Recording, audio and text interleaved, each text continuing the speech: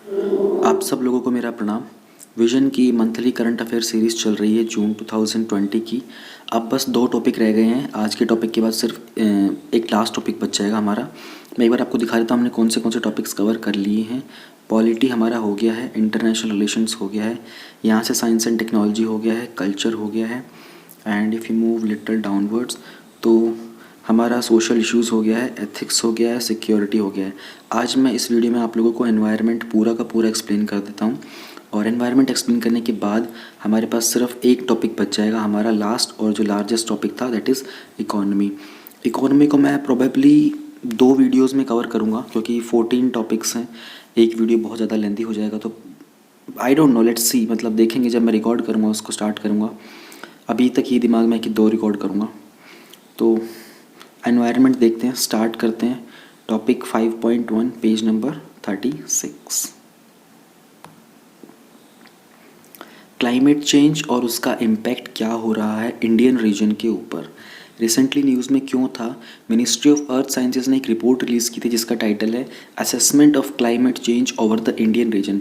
जो भी climate change हो रहा है कि उसका असेसमेंट इंडिया के रीजन पर क्या होने वाला है, उसके ऊपर एक रिपोर्ट आएगी। तो इसमें बहुत सारा ऐसा डेटा मिलेगा जो आपको न्यूज़ में नहीं, आंसर राइटिंग में आगे बहुत काम आएगा। इवन आपको प्रीलिम स्पेसिफिक बहुत सारे फैक्ट्स मिलेंगे इस न्यूज़ के अंदर। ये पहला ऐसा अटैम्प्ट है जहाँ पर हम लोगों ने क्लाइमेट चेंज जो कि इंडिया के डिफरेंट पार्ट्स के ऊपर हो रहा है उसको असेस किया है। प्लस में ये रिपोर्ट हाईलाइट करती है कि जो भी हम लोगों ने प्रोजेक्टेड चेंजेस देखे थे ना, यानी कि हम लोगों ने प्रोजेक्शन किया था इतने सालों में इतना टेम्परेचर आ पाएगा, इतना सी लेवल राइज करेगा, इतना पॉल्यूशन हम लोग कम करेंगे, इतना कार्बन एमिशन स्टॉप करेंगे, उन सब का हम लोगों ने एक असेसमेंट किया है और उसके किस तरीके से उसके बाद हमको अपने पॉलिसी के एक्शंस फ्रेम करने हैं फ्यूचर के अंदर। कुछ ऑब्जर्वेशंस हैं, ठीक है। डायमेंशन क्या है, राइज इन टेम्परेचर, उसके अंदर क्या ऑब्जर्वेशन है और क्या प्रोजेक्शन थी और क्या प्रोजेक्शन होनी चाहिए, ये देख लेते हैं। जो एवरेज टेम्परेचर है वो राइज़ हुआ है 1901 से लेकर 2018 तक, यानी कि 1018 साल का जो डेटा हम लोगों ने रिकॉर्ड किया है। एवरेज टेम्परेचर, एवरेज वर्ड को मिस मत कर देना, लोग एवरेज वर्ड को मिस कर जाते हैं यहाँ पर, ये गलती करते हैं लोग। एवरेज टेम्परेचर जो है वो 0.7 डिग्री सेल्सियस राइज़ हुआ है। इसके कारण क्या हो सकते हैं, कॉजेज़ क्या हैं।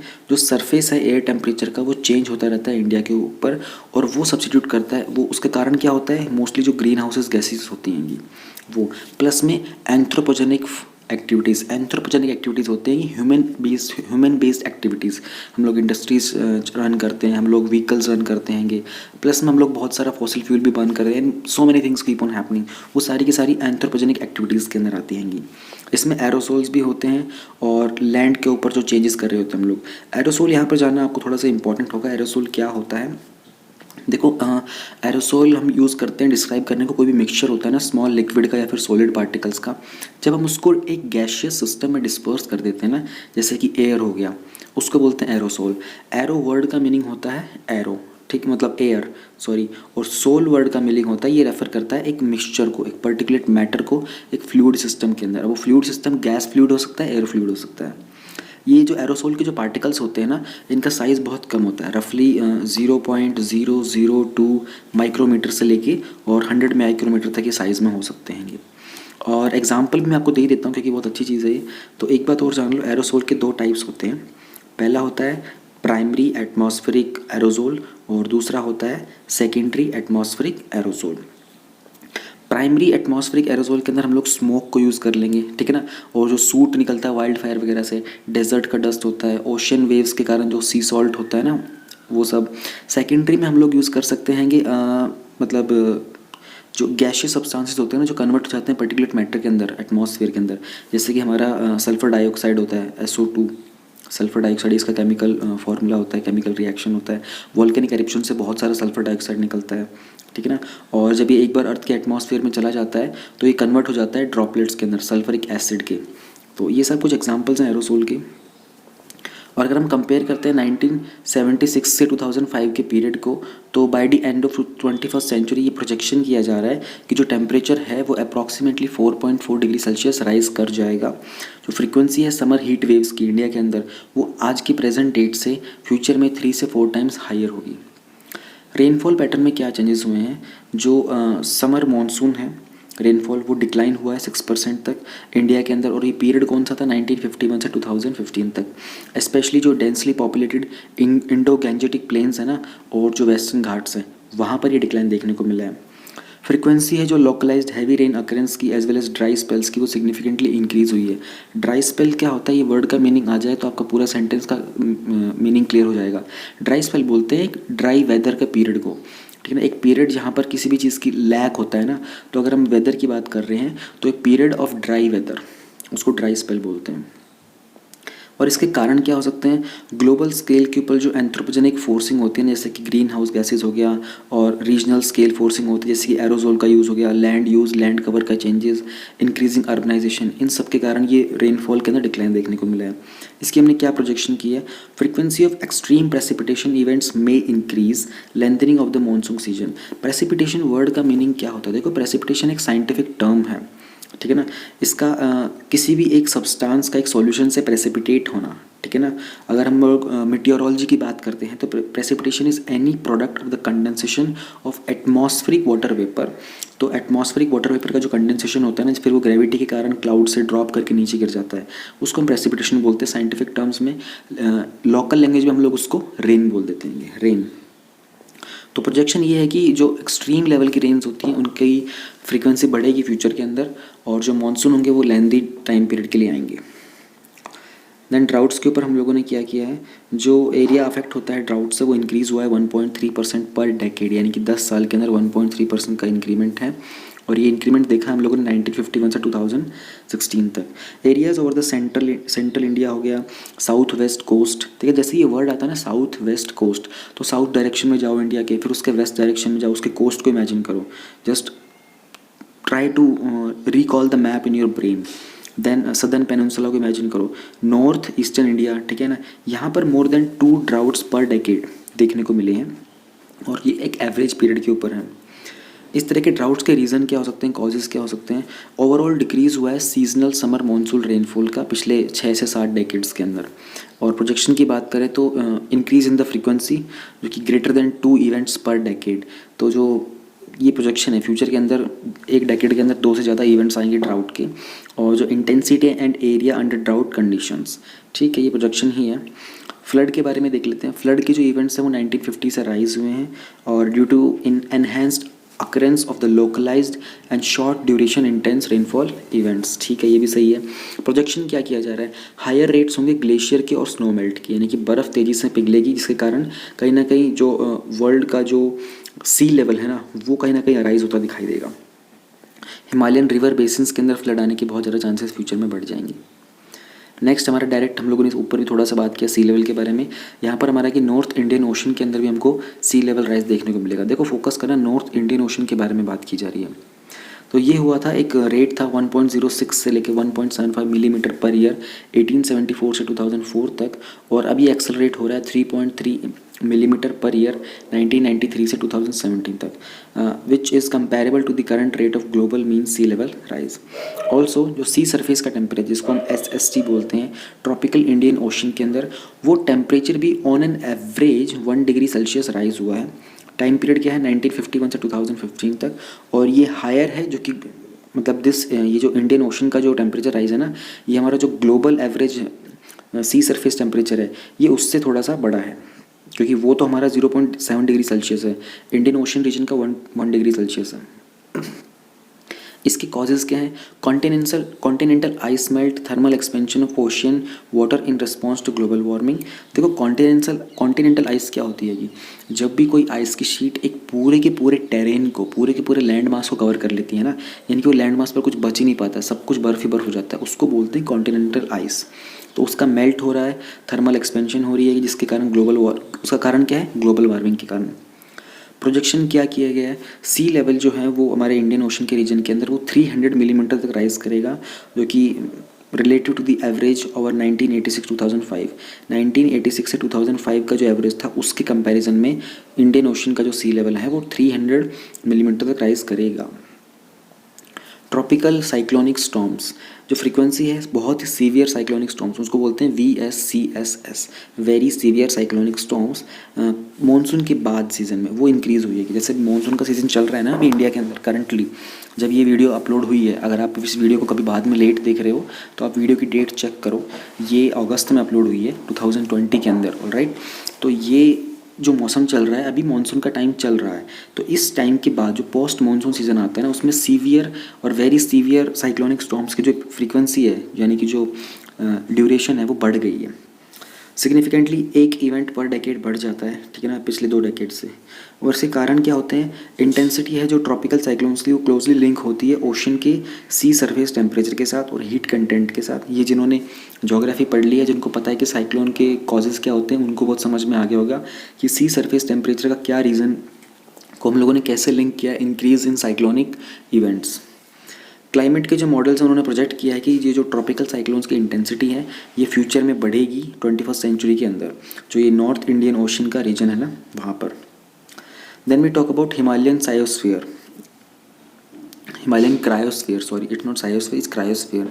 जो हिंदू कुश हिमालयाज हैं HKH, जो कि लार्जेस्ट एरिया है हमारे परमानेंट आइस कवर का आउटसाइड नॉर्थ और साउथ पोल, जिसको हम बोलते हैं थर्ड पोल। देखो बहुत इंपॉर्टेंट है, आपको कभी थर्ड पोल के बारे में अगर पता चल गया, मतलब पता तो क्या क्वेश्चन आ गया प्रीलिम्स के अंदर, तो यू विल गेट, आपको पता मालूम होना चाहिए थर्ड पोल हम लोग किसको रेफ़र करते हैं, ठीक है। तो यहाँ से आपको ये याद रहना चाहिए। वहाँ पर एक डिक्लाइनिंग ट्रेंड देखा गया है स्नोफॉल का, और एक रिट्रीट है जो कि ग्लेशियर्स का रिसेंट डेकेड्स के अंदर पिछले कुछ दशकों में स्नोफॉल वहाँ पर थोड़ी सी कम नोटिस में आई है।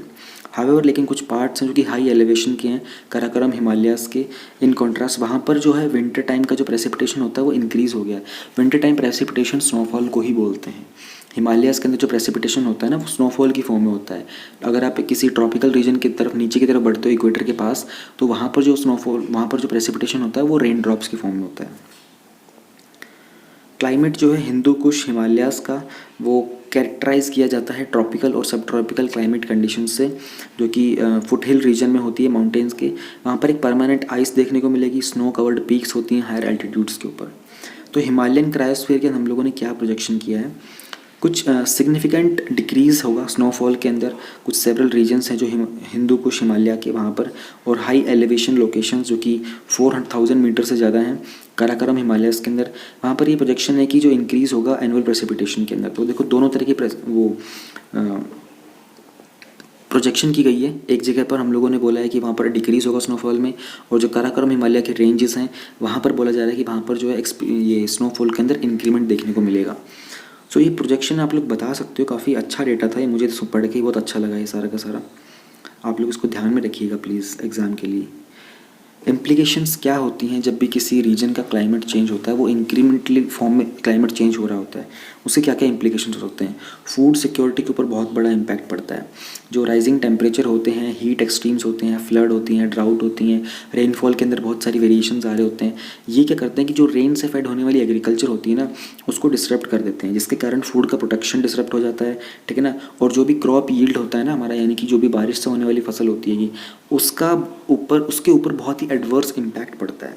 फॉर इंस्टेंस जो नीति आयोग का डॉक्यूमेंट है उसके मुताबिक जो टोटल पल्सेस हैं, दाल और ऑयल सीड्स हैं, कॉटन है, प्रोड्यूस की जाते हैं ना कंट्री के अंदर, उसमें से टोटल में से जो रेन फेड एग्रीकल्चर होता है वो होता है 80% पल्सेस, 73% ऑयल सीड, 68% कॉटन। ये सारा का सारा रेन फेड एग्रीकल्चर से आता है। मतलब कि ऐसी एग्रीकल्चर जो अपने पानी, जैसे उन खेतों के अंदर जो पानी जाता है ना वो जनरली रेन से जाता है, वहाँ पर कोई ट्यूबवेल वगैरह या फिर कोई कैनाल वगैरह का इतना प्रॉपर रिक्वायरमेंट या फिर फंक्शनिंग नहीं होता है। तो अगर रेन के ऊपर कुछ इम्पैक्ट पड़ेगा तो कहीं ना कहीं उस क्रॉप यील्ड के ऊपर भी इम्पैक्ट पड़ेगा। देन वाटर सिक्योरिटी पे क्या आएगा, जो ड्राउट्स और फ्लड्स हैं वो डिट्रीमेंटल होती हैं सरफेस और ग्राउंड वाटर को रिचार्ज करने के लिए। जो सी लेवल जो राइज़ कर रहा है इसके कारण क्या होगा कि जो सॉल्ट वाटर होगा ना वो हमारे कोस्टल एक्विफायर्स के अंदर इंट्रूजन करेगा, यानी कि कोस्टल एरिया के आसपास के जो वाटर बॉडीज़ है ना वहाँ पर वो सॉल्टी वाटर आ जाएगा। तो वो जो पानी पीने का होता है वो, वैसे तो हम बोलते हैं ना कि पीने वाला पानी है उसमें सॉल्ट नहीं होता है, तो जितना ज़्यादा सी लेवल राइज़ करेगा हमारे जो ये कोस्टल एरियाज़ होते हैं यहाँ का जो ग्राउंड वाटर होगा वो कंटामिनेट हो जाएगा। एग्जाम्पल को क्या कहती है, गुजरात का एरिया हो गया, तमिलनाडु के कोस्ट हो गया, लक्षद्वीप वाला एरिया हो गया। Then there is a declining trend in snowfall and the retreat of glaciers in Hindu Kush Himalayan region. This may impact the water supply in the major river and streams including Indus, Ganges and Brahmaputra. जब हिंदू कुछ Himalayan reason के अंदर rainfall कम होगी, snowfall कम होगी, तो river का flow कम हो जाएगा। अब रिवर का फ्लो कम होगा तो आसपास की जो पॉपुलेशन वहाँ पर सेटल्ड होती है इंडस रिवर में, गंगा ब्रह्मपुत्र के अंदर, उनकी सबके जो लाइवलीहुड्स होगा उसके ऊपर बहुत बड़ा एक इम्पैक्ट पड़ेगा। एनर्जी डिमांड के ऊपर क्या चीज़ें हैं, जो राइजिंग टेम्परेचर है उसके कारण एनर्जी की डिमांड बढ़ती जाएगी। जैसे कि कूलिंग का स्पेस ज़्यादा चाहिए होगा, टेम्परेचर बढ़ेगा अर्थ सरफेस का, तो ऑब्वियस सी बात है हम लोगों को ज़्यादा से ज़्यादा एसी चाहिए होंगे, तो ज़्यादा एसी चलाने के लिए ज़्यादा एनर्जी चाहिए होगी। इसके कारण फर्दर एक ग्लोबल वार्मिंग के अंदर हम लोग एक इंक्रीमेंट दे रहे होंगे, ग्रीन हाउसेस के एमिशन का इंक्रीमेंट दे रहे होंगे। तो ये एक साइक्लिक चीज़ है, ये वाली जो चीज़ है ना एनर्जी डिमांड, ये एक विशियस साइकिल की फॉर्म में आप दिखा सकते हो। ये वाला पॉइंट लिखने की जगह ना आपको जैसा डायग्राम बना सकते हो वहाँ पर, ठीक है, ऐसा कुछ करके ये एक विशियस साइकिल होता है, एनर्जी की रिक्वायरमेंट एंड एवरीथिंग। मतलब आपको मैं आइडिया दे रहा हूँ, बनाना आपको होगा एग्जाम क्वेश्चन की जो डिमांड होगी उसके अकॉर्डिंग। Then we talk about human health. Higher temperature, extreme weather events और हायर क्लाइमेट वेरिएबिलिटी, इसके कारण क्या होता है, एक एलिवेशन देखने को मिलता है हीट स्ट्रोक्स में। अब हीट स्ट्रोक को हिंदी में क्या बोलते हैं, ये आप लोगों ने बहुत बार सुना होगा ना, लू लग जाती है। लू लगने को ही हम लोग हीट स्ट्रोक बोलते हैं, ठीक है ना। यानी कि गर्मी लग जाती है ना, जो गर्मी के कारण बीमार पड़ जाते हैं, ठीक है, बॉडी के अंदर बहुत सारी पानी की कमी आ जाती है। फिर कार्डियोवास्कुलर और न्यूरोलॉजिकल डिजीज आती हैं। कार्डियोवास्कुलर का मतलब होता है कि पूरा का पूरा जो सर्कुलेटरी सिस्टम होता है, जो हमारे हार्ट की फंक्शनिंग होती है ब्लड फ्लो की, उसको बोलते हैं पूरा का पूरा कार्डियोवास्कुलर रीजन बोल सकते हैं आप उसको। न्यूरोलॉजिकल पूरा ब्रेन से कनेक्टेड होता है, नर्वस सिस्टम, स्पाइन का, यहाँ पर डिजीज़ हो जाती हैं। स्ट्रेस के कारण बहुत सारे डिसऑर्डर्स हो जाते हैं। और वेक्टर बॉर्न डिजीज़ होती है जैसे कि मलेरिया, डेंगू फीवर।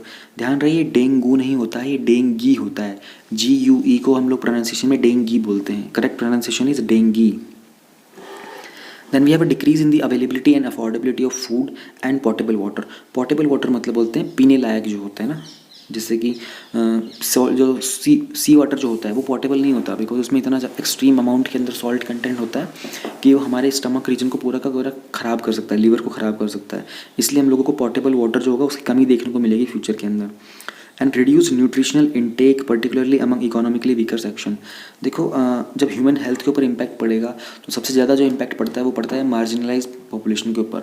वहाँ पर जो है वो ऑलरेडी वो लोग माल न्यूट्रिशन का शिकार होते हैं। इसके ऊपर हम लोग एक रिपोर्ट पढ़ चुके हैं पहले भी, आई थिंक सोशल इशूज़ में पढ़ा था हम लोगों ने, विजन की एक मंथली कंपाइलेशन में पूरी का पूरा डिटेल में पढ़ा था। तो जो वीकर सेक्शन होता है ना इकोनॉमिकली, वो अफोर्ड नहीं कर सकते ज़्यादा न्यूट्रिशियस फूड, उनके ऊपर एक बहुत ही हाई लेवल का हेल्थ रिस्क आएगा। बायोडाइवर्सिटी के ऊपर क्या इम्पैक्ट पड़ेगा, बहुत सारी स्पीशीज़ जो हैं उनको उनका थ्रेट इंक्रीज़ हो जाएगा इस क्लाइमेट चेंज के कारण। स्पेशीज़ जैसे कि जो अडॉप्ट कर लेती हैं बहुत ही नैरो एनवायरमेंटल कंडीशंस को, वो सबसे ज़्यादा अफेक्ट होंगी इसके बाद। एग्जाम्पल दिया है, इंडियन ओशन के अंदर 30% जो है वर्ल्ड का कोरल रीफ होता है और 13% ग्लोबल वाइल्ड कैच फिशरीज़ जो होती हैं। जो मरीन का ये वाला जो मरीन का इकोसिस्टम है ना, यहाँ पर कोरल्स होते हैं, फाइटोप्लैंक्टन्स होते हैं, फिशरीज़ होते हैं, इन सब के ऊपर बहुत बड़ा इम्पैक्ट पड़ता है कि अगर हीट वेव्स में राइज होता है ओशन के अंदर, उसको बोलते हैं हम लोग मरीन हीट वेव्स। देखो फाइटोप्लैंक्टन क्या होता है, आपको कोरल पता होगा, फिशरीज़ आपको पता होगा। फाइटोप्लैंक्टन ना एक माइक्रोस्कोपिक मरीन अलगी होता है, ठीक है ना। ये एक तरीके का एक्वेटिक फूड वेब बोल सकते हो आप। एक बैलेंस्ड इकोसिस्टम के अंदर ये फूड प्रोवाइड करते हैं बहुत सारे क्रीचर्स को, जैसे व्हील हो गया, श्रिम्प्स हो गए, स्नेल, जेलीफिश, इन सबको फूड प्रोवाइड करते हैं फाइटोप्लैंक्टन्स। इकोनॉमी के ऊपर बात करते हैं, इकोनॉमी के ऊपर भी इम्पैक्ट आएगा, बिल्कुल आएगा जी। तो इंटरनेशनल लेबर ऑर्गेनाइजेशन की अगर हम सुने तो उन्होंने कहा कि प्रोडक्टिविटी जो है उसमें कुछ लॉस देखने को मिलेगा बाय 2030, क्योंकि हीट स्ट्रेस बहुत बढ़ जाएगा और इसके कारण 34 मिलियन फुल टाइम जॉब्स का लॉस भी हो सकता है। अगर हम बात करें ministry of environment, forest and climate change India की, तो डिजर्टिफिकेशन, लैंड डिग्रेडेशन और ड्राउट, इसके कारण पूरा जो ग्रॉस डोमेस्टिक प्रोडक्ट है ना, उसमें इंडिया को 2.5% तक का नुकसान होगा इन 2015। ये क्या लिखा हुआ है यार, desertification, land degradation and drought cost India. अच्छा ये पहला डेटा है, सॉरी मैंने थोड़ा सा गलत अभी पढ़ लिया। ये कह रहे हैं कि 2014-15 के अंदर ही डिजर्टिफिकेशन, लैंड डिग्रेडेशन और ड्राउट ने, इन सब के कारण इंडिया को अपने GDP का 2.5% नुकसान उठाना पड़ा था, ठीक है। ये कहना है, मैं थोड़ा सा गलत पढ़ गया उसको। हेल्थ केयर कॉस्ट और प्रोडक्टिविटी का लॉस होगा पॉपुलेशन के कारण, ठीक है ना। और एज मच एज अगर हम बात करें वर्ल्ड बैंक के डेटा के मुताबिक तो हमारी GDP का 8.5% तक हमको नुकसान हो सकता है।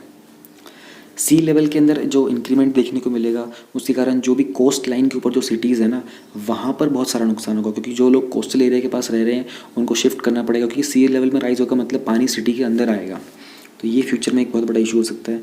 देन हमारे पास सोशल इश्यूज़ भी हैं, बहुत लार्ज स्केल के ऊपर माइग्रेशन होगा, ठीक है ना, जिसके कारण क्लाइमेटिक डिजास्टर्स के कारण होगा।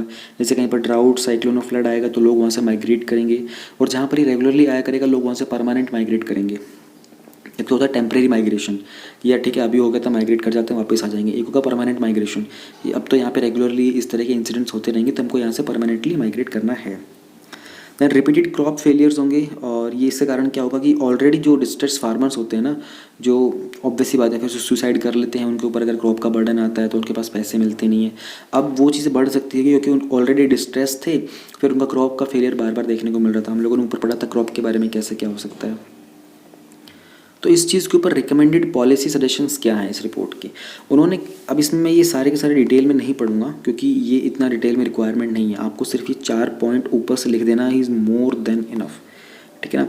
हम वैसे अगर रिकमेंडेशन पूरा अपने आप में क्वेश्चन बन गया तो शायद आपको ये सारे पॉइंट लिखने पड़ेंगे, तो मैं सिर्फ रीड कर लूँगा, आप हेडलाइन देखो, आपको समझ में आ जाएगा, ईजी है ये। Make vulnerability assessment central to the long term planning, ठीक है। एडेप्टेशन डेवलप करने के लिए और किसी भी तरह की स्ट्रैटेजीज, जो मिटिगेशन की स्ट्रैटेजीज, यानी कि किसी भी इवेंट का इम्पैक्ट होता है उसको मिटिगेट करना, उसी गंभीरता को कम करने के लिए इस तरह की हम लोगों को असेसमेंट करना चाहिए और लॉन्ग टर्म प्लानिंग करनी चाहिए, जिसके अंदर हम लोग detailed regional scale climate change के रिस्क असेसमेंट्स इंक्लूड करेंगे, ताकि किसी भी एक पर्टिकुलर रीजन का एक सेक्टर स्पेसिफिक हम लोग मिटिगेशन प्लान और मेजर्स अडॉप्ट कर सके क्लाइमेट चेंज के कारण।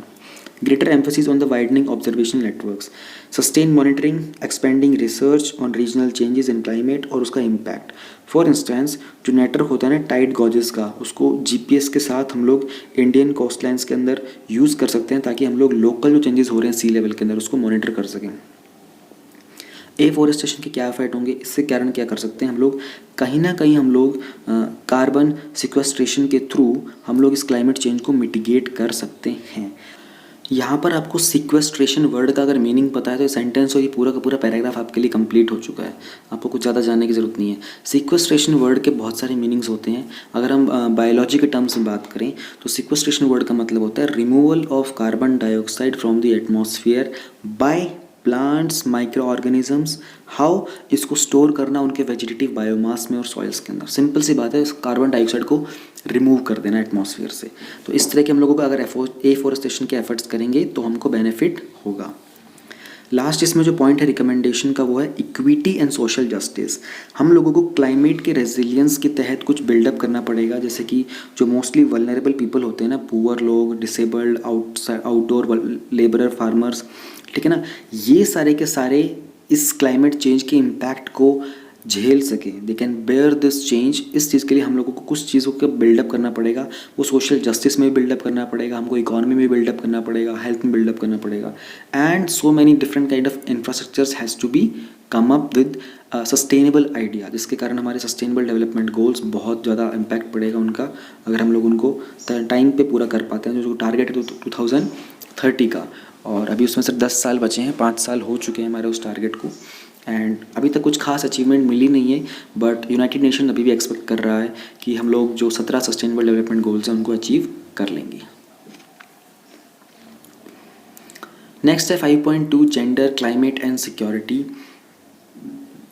इसके अंदर एक्चुअल में कुछ भी नहीं था। जब मैंने टॉपिक पढ़ा था पूरा तो मुझे समझ में आया कि इस टॉपिक में आपको एज सच जो जानने की चीज़ें थी ना वो सिर्फ 2 या 3 चीज़ें हैं। ये वाला न्यूज़ क्या है, ठीक है ना, उसके बाद UN department of political and peace building affairs क्या है, इसके बाद हम लोगों को डायरेक्ट यहाँ पर ये जो ये कि साइड में आपको दिख रहा है ना कलरफुल बॉक्स है, ये देख लेना है बस। उसके अलावा बाकी जो भी कुछ है वो बिल्कुल भी आपका टाइम वेस्ट है, कुछ भी उसमें इंपॉर्टेंट नहीं है। तो मैं आपको ये 3 चीज़ें ही बताऊँगा यहाँ पर, इसी के बारे में जान लेंगे, that will be more than enough for us. Recently एक नई रिपोर्ट जिसका टाइटल है gender, climate, security, sustaining inclusive peace in the front lines of climate change, इसको पब्लिश किया था UNEP ने, UN वुमेन ने, UNDP ने और UN के DPP ने, जो कि department of political peace building affairs है। आप लोगों ने बहुत सारे डिपार्टमेंट के नाम सुने होंगे, UNEP के बारे में, UNDP के, लेकिन UNDPP आपको शायद नया लग रहा होगा, ठीक है। और बाकी आप लोगों को नई रिपोर्ट की बात की जा रही है, एक नई रिपोर्ट है जिसका टाइटल ये है। तो पहले तो आप लोग ये जान लो कि UNDP क्या होता है। ये इस्टेब्लिश हुआ था 2019 के अंदर ही, ठीक है, ये रिसेंटली इस्टेब्लिश हुआ है, ठीक है ना। Following the reform of the United Nations peace and security infrastructure, जो UN का पीस और सिक्योरिटी का इंफ्रास्ट्रक्चर है उसमें कुछ रिफॉर्म्स किए गए थे, तब इसको फॉर्म किया गया था। इसको हम लोगों ने जो डिपार्टमेंट ऑफ पॉलिटिकल अफेयर्स था और जो यूनाइटेड नेशन का पीस बिल्डिंग सपोर्ट ऑफिस था, उन सबको दोनों को मिलाकर बनाया है। इसका रोल क्या होगा? इसका बहुत सेंट्रल रोल होगा यूनाइटेड नेशंस के जो भी एफर्ट हैं किसी भी डेडली कन्फ्लिक्ट को प्रिवेंट करने के, और वहाँ पर हम लोग पूरे वर्ल्ड के अंदर उस चीज़ के कारण और बहुत सारे डिफरेंट मेजर्स पॉलिसीज़ लेकर एक सस्टेनेबल पीस को प्रमोट करें वर्ल्ड में। इस डिपार्टमेंट का काम है, ये सपोर्ट प्रोवाइड करता है UN के सेक्रेटरी जनरल को और उनके एनवॉयस को उनके पीस इनिशिएटिव्स के अंदर, प्लस में जो भी UN के पॉलिटिकल मिशंस होते हैं अराउंड द वर्ल्ड, उनमें सपोर्ट करना इस डिपार्टमेंट का काम है। ऊपर वाली कोई चीज़ें अभी आपको पढ़ने की नहीं है, आपको ये जानना है how are gender, climate change and security linked. ये जेंडर, क्लाइमेट चेंज और सिक्योरिटी तीनों की तीनों चीज़ें आपस में लिंक्ड कैसे हैं। पहले तो ये देखो, क्लाइमेट चेंज हज़ार्ड जैसे कि ड्राउट हो गया, सी लेवल का राइज हो गया, एक्सट्रीम वेदर इवेंट्स हो गए, वार्मर टेम्परेचर हो गया। और इनसिक्योरिटी जो होती है वो मल्टीपल लेवल्स के ऊपर होती है। हमको हाउस होल्ड में इनसिक्योरिटी है, कम्युनिटी में इनसिक्योरिटी है, स्टेट में है, इंटर स्टेट है, क्रॉस बॉर्डर के ऊपर इनसिक्योरिटी है। क्लाइमेट चेंज हज़ार्ड्स के कारण जो विमेन होती है ना, वो कंपैरेटिवली टू मेन उसको ज़्यादा एक्सपोज हो जाते हैं रिस्क की तरफ, ठीक है ना। वो ज़्यादा वल्नरेबल हो जाते हैं, उनके जो ऑलरेडी एग्जिस्टिंग चैलेंजेस होते हैं ना वो एग्जैजरबेट कर जाते हैं। एग्जैजरबेट करने का मतलब होता है कि किसी भी चीज़ की ऑलरेडी कोई सिचुएशन है उसको और ज़्यादा वर्स कर देना, ख़राब कर देना। और अगर हम बात करते हैं insecurity at these multiple levels, यहाँ पर जो विमेन होती है ना उसकी एबिलिटी को in comparison to men underline किया जाता है, ठीक है ना। And there is a very less chance कि उनको they do not get enough time, enough infrastructure to adapt, prevent और recover from any kind of climate related risk, ठीक है। अब हम लोग ये देख लेते हैं कि जेंडर नॉर्म्स और power dynamics impact women and men's exposure to physical hazards and the capacity to cope up with risk through differentiated. तो कुछ एग्जांपल दिए हैं यहाँ पर क्लाइमेट चेंज के और इनसिक्योरिटी के रिगार्डिंग। एंड एक बार नीचे देख लेते हैं, access, use and control of natural resources, control of economic asset, physical mobility and migration, decision making power, household और community expectation। अगर हम बात करें क्लाइमेट चेंज के अंदर, तो जो वाटर स्कार्सिटी होती है ना, उसके कारण जो वुमेन होता है उसका रिस्क जो है बहुत इंक्रीज होता है, क्योंकि वहाँ पर हमको जेंडर बेस्ड वायलेंस देखने को मिलती है। अगर आप लोग बात करो रूरल एरियाज़ की, तो वहाँ पर विमेन को आज भी मटका सर पे रख के हाथ में 2-2 बाल्टी लटका के पानी लेके आना पड़ता है दूसरे लोकेशन से, ठीक है। तो अब आप देखो इसके अंदर जो वायलेंस होगा ना वो और बढ़ जाएगा, because man will become stressed and they will definitely try to dominate themselves on women कि आपको घर का काम करना है, you have to get this thing done and everything like that. Then we have faltering livelihoods can contribute to men's decision to join the armed groups। faltering word का जिसको meaning समझ में आ गया उसको पूरे के पूरे सेंटेंस का मीनिंग समझ में आ जाएगा। faltering वर्ड का मतलब होता है किसी भी चीज़ के अंदर अपने स्ट्रेंथ या मोमेंटम को लूज़ कर देना। अगर लाइवलीहुड्स के अंदर मेन अपने स्ट्रेंथ या मोमेंटम को लूज़ करेंगे, then there is a very high chance that they will be contributing toward their decision and they will join the armed groups. फिर होता है ड्राउट के कारण एक पेस्टोरलिस्ट माइग्रेशन के पैटर्न्स देखने को मिले हैं, ठीक है ना। फैमिलीज़ को स्प्लिट होना पड़ता है, विमेन के ऊपर हाउस होल्ड के बर्डन बढ़ जाते हैं, और जो मेन होते हैं वो इनसिक्योर रूट्स को चूज़ कर लेते हैं।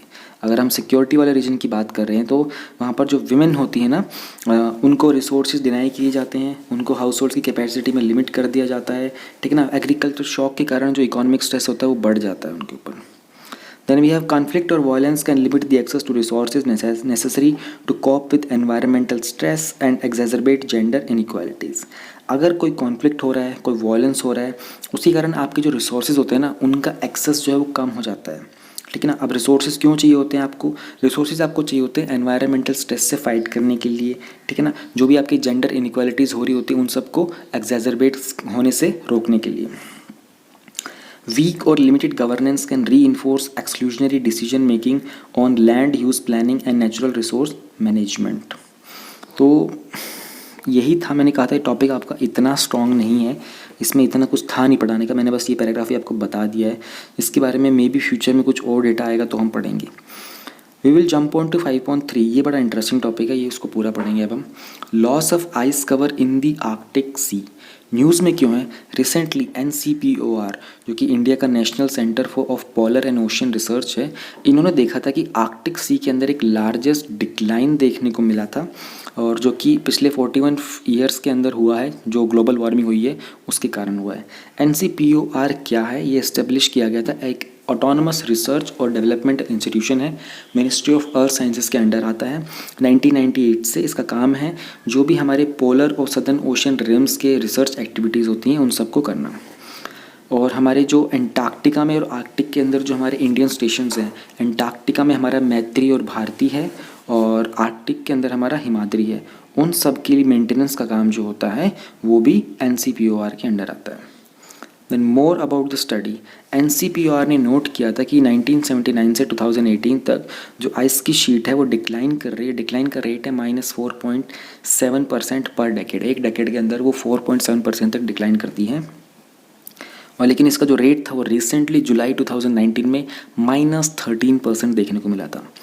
तो सी की जो आइस है वो सी आइस जो होती है वो फ्रोजन सी वाटर होता है जो ओशन के सरफेस के ऊपर फ्लोट कर रहा होता है, और it forms in both Arctic में भी और एंटार्क्टिक में भी अर्थ के हेमिस्फीयर्स की विंटर, और रिट्रीट होता है समर में, लेकिन does not completely disappear. Basically summer के अंदर वो आइस थोड़ी मेल्ट करती है, फिर रिट्रीट होती है विंटर के अंदर, यानी कि विंटर में दोबारा से जम जाती है, लेकिन बिल्कुल कम्प्लीटली डिसअपेयर नहीं करती समर के अंदर।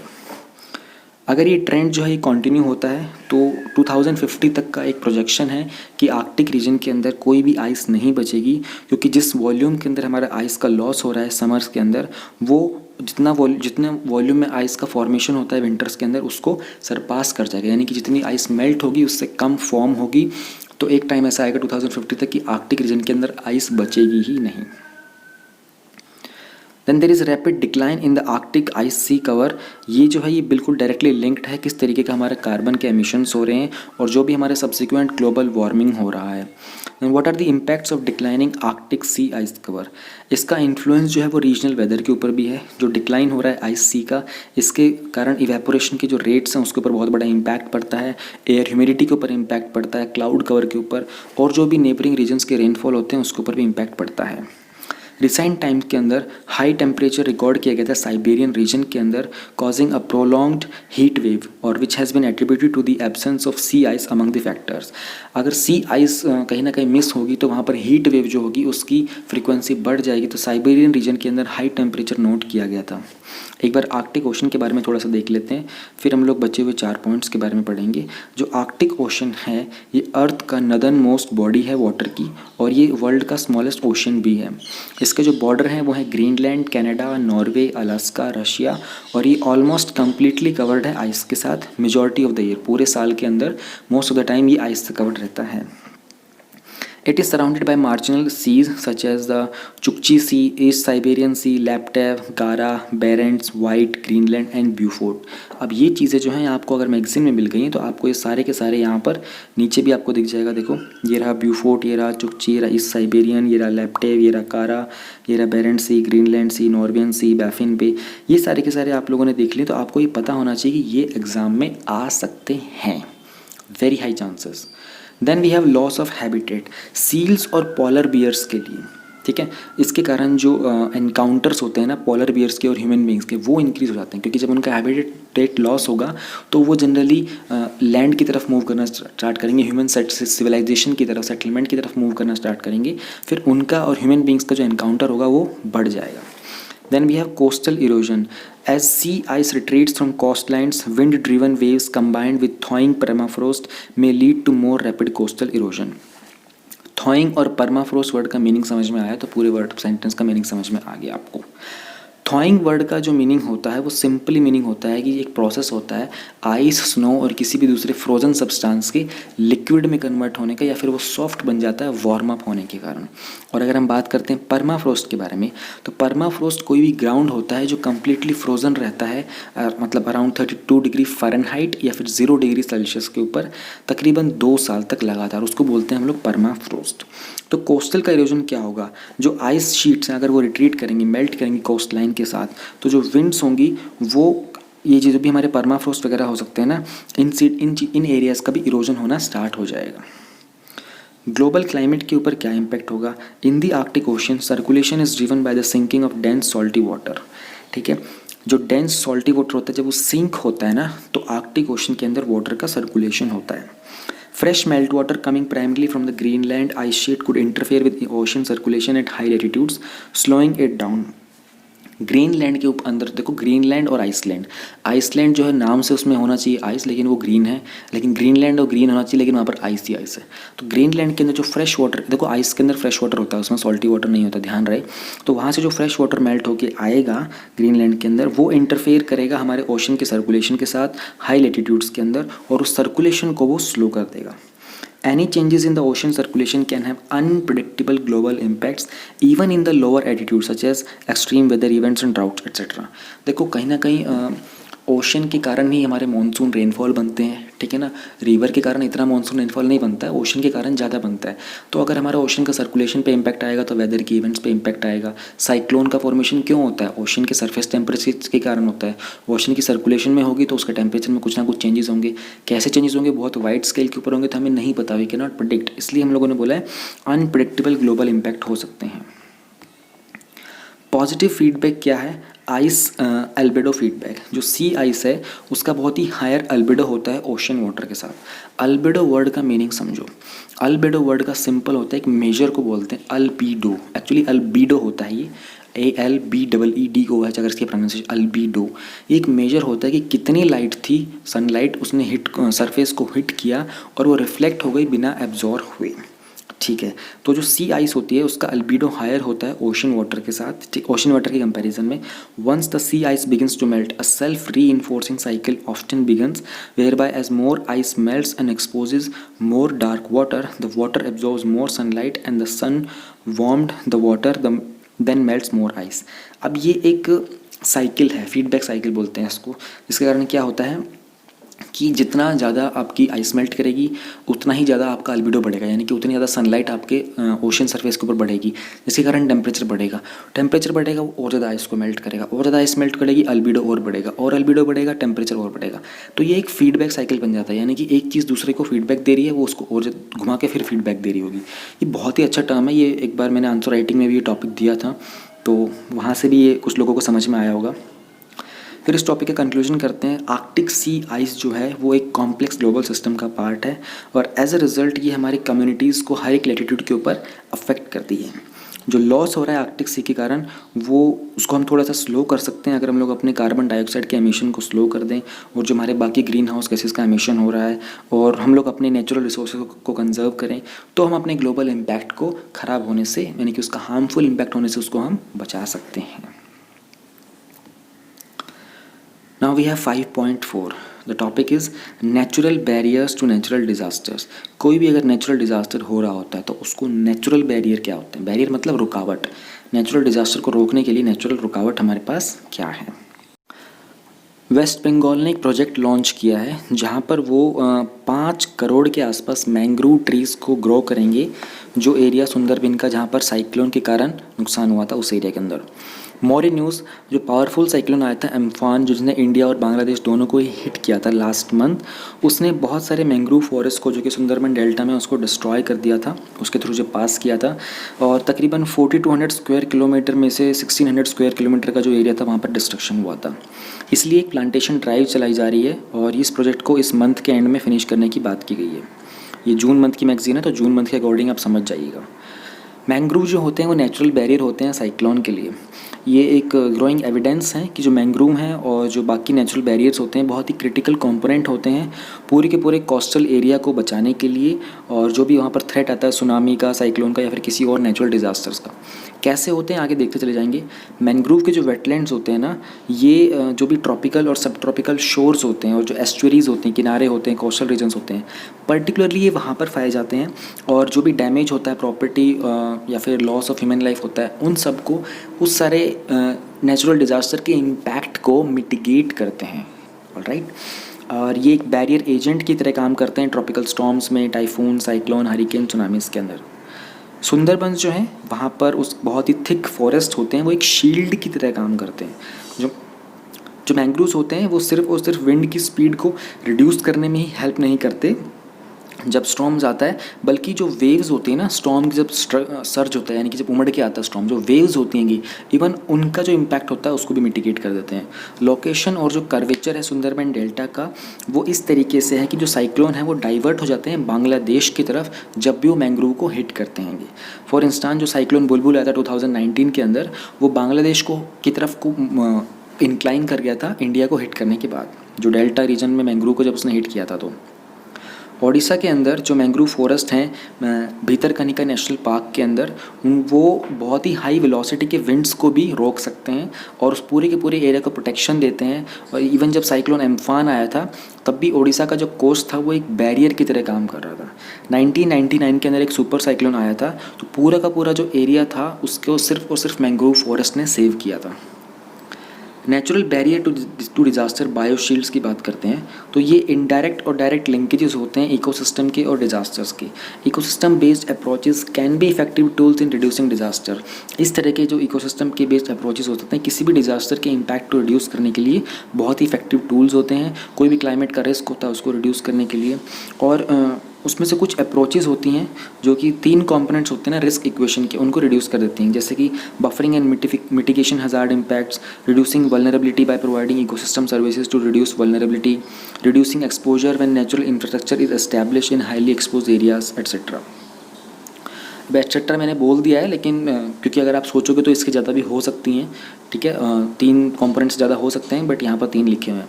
However not all the hazards can be effectively mitigated by ecosystem. बहुत सारे ऐसे हज़ार्ड्स होते हैं जो इस तरह के इकोसिस्टम से नहीं बचाए जा सकते। वो हज़ार्ड आएगा, वो नुकसान होगा, वो होके रहेगा। Which is for instance the case of earthquake. जैसे अर्थक्वेक की अगर हम बात करते हैं, अगर जो हज़ार्ड होता है वो जैसे 2004 का अर्थक्वेक आया था, इंडियन ओशन सुनामी बोला था, 2011 का तोहोकू अर्थक्वेक आया था और जो सुनामी थी जापान के अंदर, उसके कारण जो कोस्टल फॉरेस्ट वगैरह थे ना, उन्होंने बहुत ही लिमिटेड प्रोटेक्शन प्रोवाइड की थी।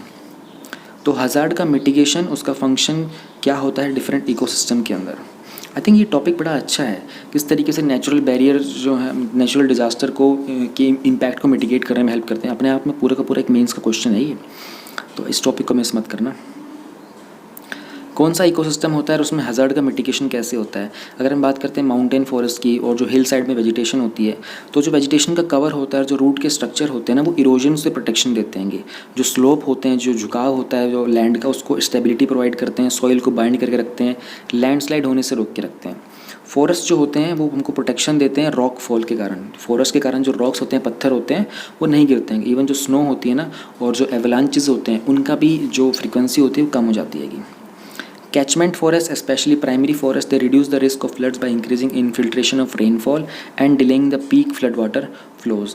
जो प्राइमरी फॉरेस्ट होते हैं, कैचमेंट फॉरेस्ट होते हैं ना, वहाँ पर जो रेनफॉल का इन्फिल्ट्रेशन होता है ना, उसका रिस्क बहुत कम हो जाता है, और इवन जो फ्लड वाटर का जो फ्लो होता है ना, वो भी अपनी स्पीड कम करवा देते हैं उसकी। फॉरेस्ट जो होते हैं वाटर शेड के अंदर, ये बहुत ही इंपॉर्टेंट होते हैं वाटर के रिचार्ज के लिए और प्योरीफिकेशन के लिए। जैसे ड्राउट को अगर कम करना हो तो वहाँ पर इस तरह के जो फॉरेस्ट वगैरह होते हैं वाटर शेड एरिया में, ये बड़े काम आते हैं ड्रिंकिंग वाटर की सप्लाई को सेफ गार्ड करने के लिए। Then we have wetlands, flood plain. Wetland और फ्लड प्लेन्स जो होते हैं, ये फ्लड को कंट्रोल करते हैं कोस्टल एरिया में, इनलैंड रिवर के बेसिन्स में, माउंटेन एरियाज़ में, जो कि ग्लेशियर्स के मेल्ट होने के कारण इंक्रीज़ हो जाता है। पीटलैंड्स, वेट ग्रासलैंड्स और बाकी जो वेस्टलैंड्स होते हैं, ये वाटर को स्टोर करते हैं और फिर उसको रिलीज़ करते हैं बहुत स्लोली, जिसके कारण जो भी वाटर का रन ऑफ की वॉल्यूम होती है ना, ये कम हो जाती है। यानी कि पानी जो बहाव में आ रहा होता है, अगर फ्लड का पानी है वो बहुत तेज़ बहाव में आ रहा होता है, तो जहाँ पर जो भी पीटलैंड और वेट ग्रासलैंड होते हैं ना, इसी कारण उस वाटर का जो फ्लो होता है ना, वो थोड़ा सा कम हो जाता है, यानी कि ऑब्स्ट्रक्शन की तरह काम करता है ये।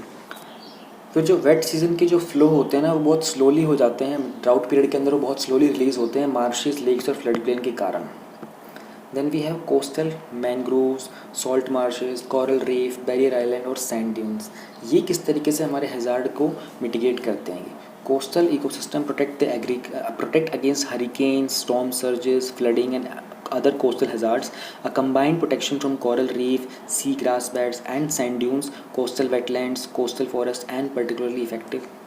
क्यों लिख रहे हैं ये लाइनें, बहुत सिंपल से लाइनें लिखी हुई हैं। Coastal wetlands buffer against salt water intrusion and adapt to slow the sea level rise by trapping sediment and organic matter. Non porous natural barriers such as sand dunes with associated plant communities and barriers islands dissipate wave energy and act as barrier against waves current. Unwanted से चीज़ें लिख देते हैं कभी कभी। Dry land से अगर हम बात करते हैं तो नेचुरल वेजिटेशन मैनेजमेंट और जो रिस्टोरेशन होता है ड्राई लैंड का, वो कंट्रीब्यूट करता है डेजर्टिफिकेशन को कंट्रोल करने के लिए। जैसे कि जो ट्रीज़ हो गए, ग्रासेस हो गए, श्रब्स हो गए, ये पूरे के पूरे सॉइल को होल्ड करके रखते हैं और मॉइस्चर को रिटेन करके रखते हैं। Then we have shelter belts and green belts and other types of living fences. These also act as barriers, जो भी विंड का कारण जो इरोजन हो रहा होता है, सैंडस्टॉर्म के कारण जो इरोजन हो रहा होता है, उस समय ये सब ग्रीन बेल्ट, शेल्टर बेल्ट्स होते हैं, ये इरोजन होने से रोकते हैं। Maintaining vegetation cover in dryland areas and agriculture practices such as use of shadow crops, nutrient enriching plants and vegetation litter increases resilience to drought। देखो जहाँ पर vegetation cover ज़्यादा होगा वहाँ पर drought आने के chances comparatively कम हो जाते हैं। Then there is prescribed burning and creation of physical fire breaks in the dry landscape. This reduces the fuel loads and risk of unwanted large scale fires। जहाँ पर भी हमारे फिजिकल फायर ब्रेक्स हो सकते हैं जंगल के अंदर, जो कि लार्ज स्केल के ऊपर फायर्स होते हैं, वहाँ पर अगर ड्राई लैंड्स होते हैं ना, तो जो ड्राई लैंडस्केप्स होते हैं वो फायर को एक्सपैंड होने से रोक देते हैं। कहीं ना कहीं ये एक हज़ार्ड को मिटिगेट करने का एक बेनिफिट भी मिलता है ड्राई लैंड के अंदर। सुंदरबन की बात चल रही थी। सुंदरबन तो एग्ज़ाम में बहुत बार आ चुका है, मेंस में भी कई बार पूछा गया है, प्रीलिम्स में भी बहुत बार पूछा गया है, क्योंकि बहुत ही इंपॉर्टेंट एरिया है वर्ल्ड का और इंडिया के लिए तो खास बन ही जाता है। सुंदरबन जो है वो मैंग्रोव फॉरेस्ट है, एक तरीके से एक लार्जेस्ट है अपने टाइप का फॉरेस्ट वर्ल्ड के अंदर, और ये है गंगा, ब्रह्मपुत्रा और जो मेघना रिवर, बे ऑफ बंगाल के अंदर जो फॉल करते हैं उनके डेल्टा के ऊपर। ये इंडिया का जो बॉर्डर है उसके एडजेसेंट है। इंडिया का जो सुंदरबन है वर्ल्ड हेरिटेज साइट है, इसको इंस्क्राइब किया गया था 1987 के अंदर। This site is intersected by complex network. यहाँ पर टाइडल वाटरवेज होती हैं, मड फ्लैट्स हैं, स्मॉल आइलैंड्स हैं, सॉल्ट टॉलरेंट मैंग्रोव फॉरेस्ट भी हैं यहाँ पर, और एक्सीलेंट एग्जांपल है हमारे ऑनगोइंग इकोलॉजिकल प्रोसेस का। इस एरिया को अपने वाइड रेंज ऑफ फोना, देखो फ्लोरा बोलते हैं एनिमल्स को, फोना बोलते हैं फ्लोरा बोलते हैं प्लांट्स को, फोना बोलते हैं एनिमल्स को। तो यहाँ पर जो एक वाइड रेंज है ना फोना की, एनिमल्स की, उसके लिए बहुत पॉपुलर है। यहाँ पर 260 बर्ड स्पीशीज़ हैं, बंगाल टाइगर है यहाँ पर, और बाकी जो थ्रेटेंड स्पीशीज़ होती हैं जैसे कि एस्चुरिन क्रोकोडाइल हो गया, इंडियन पाइथन हो गया, ये इस एरिया में आपको बहुत मिलेंगे। Then we have mangrove cover, और according to India state of forest report 2019, उसके कारण हम लोगों ने देखा था कि 2017 के असेसमेंट के साथ अगर हम कंपेयर करते हैं तो एक नेट इंक्रीज़ देखने को मिला था 54 स्क्वायर किलोमीटर मैंग्रोव के कवर के अंदर। Mangrove cover in the country is 4975 square kilometre, जो कि कंट्री के टोटल जोग्राफिकल एरिया का 0.15% है। वेस्ट बंगाल जो है उसके पास 42% है इंडिया का मैंग्रोव कवर, और फिर गुजरात के अंदर हमारे 23.66% मैंग्रोव आते हैं, और अंडमान निकोबार आइलैंड के अंदर 12.39% मैंग्रोव आते हैं। बहुत ही अच्छा डेटा है, आपको मालूम होना चाहिए। 40% जो वर्ल्ड का मैंग्रोव फॉरेस्ट कवर है वो साउथ ईस्ट एशिया में मिलेगा और साउथ एशिया में मिलेगा। इंडिया के पास पूरे साउथ एशिया का 3% मैंग्रोव कवर है। मैंग्रोव कवर को थ्रेट्स क्या क्या हैं? क्लाइमेट चेंज के कारण, हैबिटेट के डिग्रेडेशन, ह्यूमन बींग्स का disturbance, again same thing, anthropogenic activities हो गया, फ्यूल वुड कलेक्शन करना, और लैक और any high elevation spaces for the mangrove species to regenerate and thrive have been highlighted by the World Wildlife Fund. ये सारे के सारे बहुत बड़े बड़े रीजंस हैं किस तरीके से हमारा मैंग्रोव कवर जो है वो डिक्रीज़ होता जा रहा है, रिड्यूस होता जा रहा है। अंडर 5.5 हम लोग पढ़ेंगे अर्बन फ्लडिंग क्या है। Recently ministry of earth sciences ने म्यूनिसिपल कॉरपोरेशन जो है ग्रेटर मुंबई के साथ उनके साथ कोऑर्डिनेट कर एक सिस्टम बनाया है, इसको बोलते हैं इंटीग्रेटेड फ्लड वार्निंग सिस्टम, आई फ्लोज मुंबई। न्यूज़ में क्यों है ये? आई फ्लोज एक स्टेट ऑफ द आर्ट है। State of the art word का मतलब समझने की थोड़ी सी कोशिश करो। स्टेट ऑफ द आर्ट का सिंपल सा मीनिंग होता है जो भी मोस्ट रिसेंट स्टेज के ऊपर डेवलपमेंट हुई है ना किसी चीज़ की, उसको यूज़ करना, उसके न्यूएस्ट आइडियाज़ को, न्यूएस्ट फीचर्स को इनकॉर्पोरेट करना। तो ये state of the art integrated flood warning system है मुंबई के लिए। वहाँ पर जो भी हमारे सिटी के अंदर जो भी फ्लड की इंडेंटेशन होती है उसको 3 डेज़ एडवांस में वार्निंग मिल जाएगी। इमीडिएट वाटर अपडेट, वेदर के अपडेट्स मिल जाएंगे आपको। यहाँ पर हमें अर्ली वार्निंग मिलेगी फ्लड के कारण। फ्लड में जब भी कोई हैवी रेनफॉल होगा या फिर रेनफॉल के इवेंट्स हो सकते हैं, साइक्लोन आ सकते हैं, ये तब तो कुछ अलर्ट मिलेगा, रेनफॉल की इन्फॉर्मेशन, टाइड के लेवल क्या चल रहा है, स्टॉर्म कैसे सर्ज होकर आ रहा है, कैसे उमड़ के आ रहा है लो लाइन एरियाज़ के अंदर। एंटिसिपेटेड का मतलब होता है प्रोजेक्शन करना फ्यूचर के अंदर। तो ये एक मॉड्यूलर स्ट्रक्चर के ऊपर बेस्ड है जिसके अंदर 7 मॉड्यूल्स हैं, इनके नाम आपको पता होने चाहिए, ये प्रीलिम्स में पूछा जा सकता है। Data assimilation, flood inundation, vulnerability, risk, dissemination module and GIS based decision support system. System के इनकॉर्पोरेट क्या कुछ करता है, वेदर के मॉड्यूल जैसे कि जो भी national centre for medium range in weather forecasting होता है और IMD का जो डेटा होता है उन सबको इनकॉर्पोरेट करना, फील्ड का डेटा जैसे कि जो रेन गॉज नेटवर्क है, स्टेशंस है, इनको सेटअप किया था IITM ने, इंडियन इंस्टीट्यूट ऑफ ट्रॉपिकल मीटियोलॉजी ने, जो MCGM है म्यूनिसिपल कॉर्पोरेशन है ग्रेटर मुंबई का, और IMD ने। प्लस में जो थीमेटिक लेयर्स होते हैं लैंड यूज़ के, इंफ्रास्ट्रक्चर के, जिनको प्रोवाइड करता है MCGM, इन सब को यूज़ करना और फिर उसके बाद ये डेटा निकलता है। मुंबई अभी तक इंडिया का सेकंड सिटी है जहाँ पर इस तरह का सिस्टम इंस्टॉल किया गया है। कुछ और सिटी जैसे कि बेंगलुरु और कोलकाता, वहाँ पर भी इसको डेवलप किया जा रहा है। ये जो सिस्टम्स होते हैं बहुत सिग्निफिकेंट होते हैं क्योंकि बहुत सारे सिटीज़ हैं जैसे कि मुंबई, चेन्नई, दिल्ली, कोलकाता, यहाँ पर जनरली अर्बन फ्लडिंग बहुत होती है और उसकी पीरियोडिसिटी जो है ना वो बढ़ती जा रही है। अभी तो हम लोगों ने सिस्टम के बारे में देख लिया, ये तो जो पॉइंट था ये तो था प्रीलिम स्पेसिफिक पूरा का पूरा। अब हम देख लेते हैं कि अर्बन फ्लडिंग होती क्या चीज़ है। देखो, अर्बन फ्लडिंग जो है ये होता है inundation of property in a built environment, particularly एक डेंसली पॉपुलेटेड अर्बन एरियाज़ के कारण, which is cause by the intense rainfall और the impermeable surfaces which overwhelm the capacity of drainage system. यहाँ पर हमको जानना पड़ेगा इनंडेशन वर्ड का मीनिंग क्या होता है।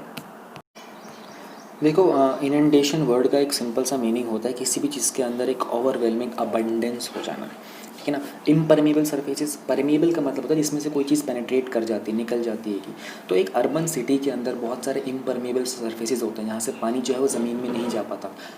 कंक्रीट बहुत ज़्यादा होता है, रोड्स बहुत ज़्यादा होते हैं कि वहाँ पर क्या होता है कि इंटेंस रेनफॉल के कारण अबंडेंस हो जाती है वाटर की, ठीक है ना। जहाँ पर ड्रेनेज सिस्टम जो होता है ना उसकी कैपेसिटी भी ओवरवेलम करती है, यानी कि उसकी कैपेसिटी इतनी नहीं होती कि इतनी ज़्यादा इंटेंस रेनफॉल को वो होल्ड कर पाए।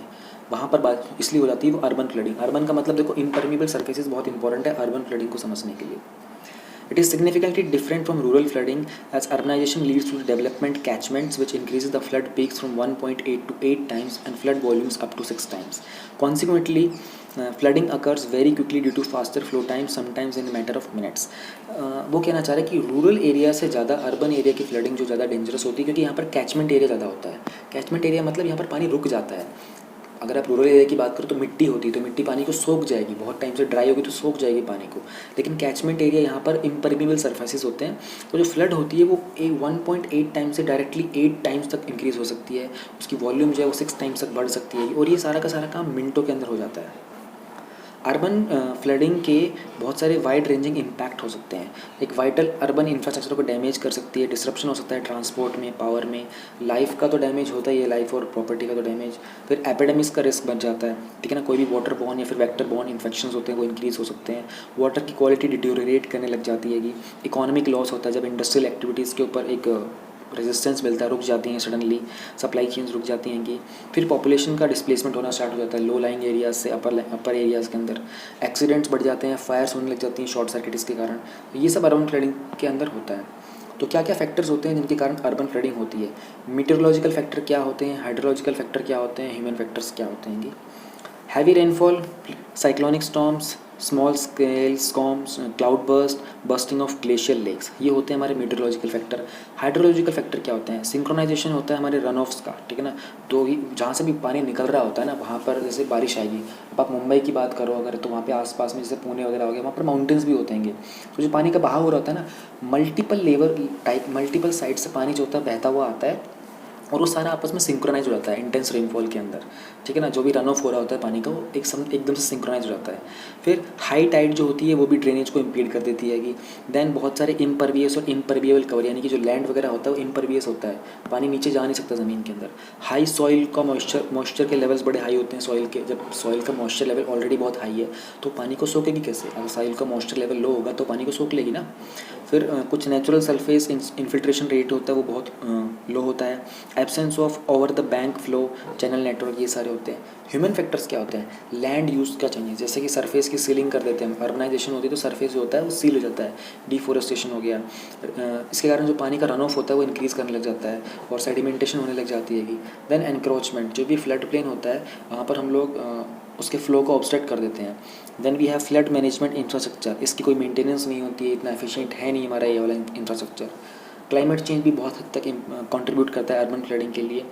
जो मैग्नीट्यूड और फ्रीक्वेंसी होती है हमारे प्रेसिपिटेशन की, रेनफॉल की और फ्लड्स की, वो क्लाइमेट चेंज के कारण इंक्रीज़ हो रही है और इसके कारण एक्सट्रीम वेदर इवेंट्स भी हम लोगों को देखने को मिल रहे हैं। Changing urban microclimate due to urban heat island effect this enforce precipitation events. Micro climate के जो चेंजेस हमको देखने को मिल रहे हैं ना, उसके कारण अर्बन हीट है वो इंक्रीज़ कर रही है, ताकि उसके कारण प्रेसिपिटेशन के इवेंट्स जो हैं वो बढ़ते जा रहे हैं। Than there is a sudden release of water from the dams, जो कि अपस्ट्रीम सिटी टाउन्स के अंदर लोकेटेड होते हैं। अगर देखो डैम का तो ये होता ही है, डैम की लिमिट होती है कि हम लोगों ने कल की न्यूज़ में रिसेंटली पढ़ा था, जो कौन सा डैम पड़ा था, केरला में मुस्साली पेरियार डैम था ना, उसकी जो मैक्सिमम लिमिट है 152 फीट है।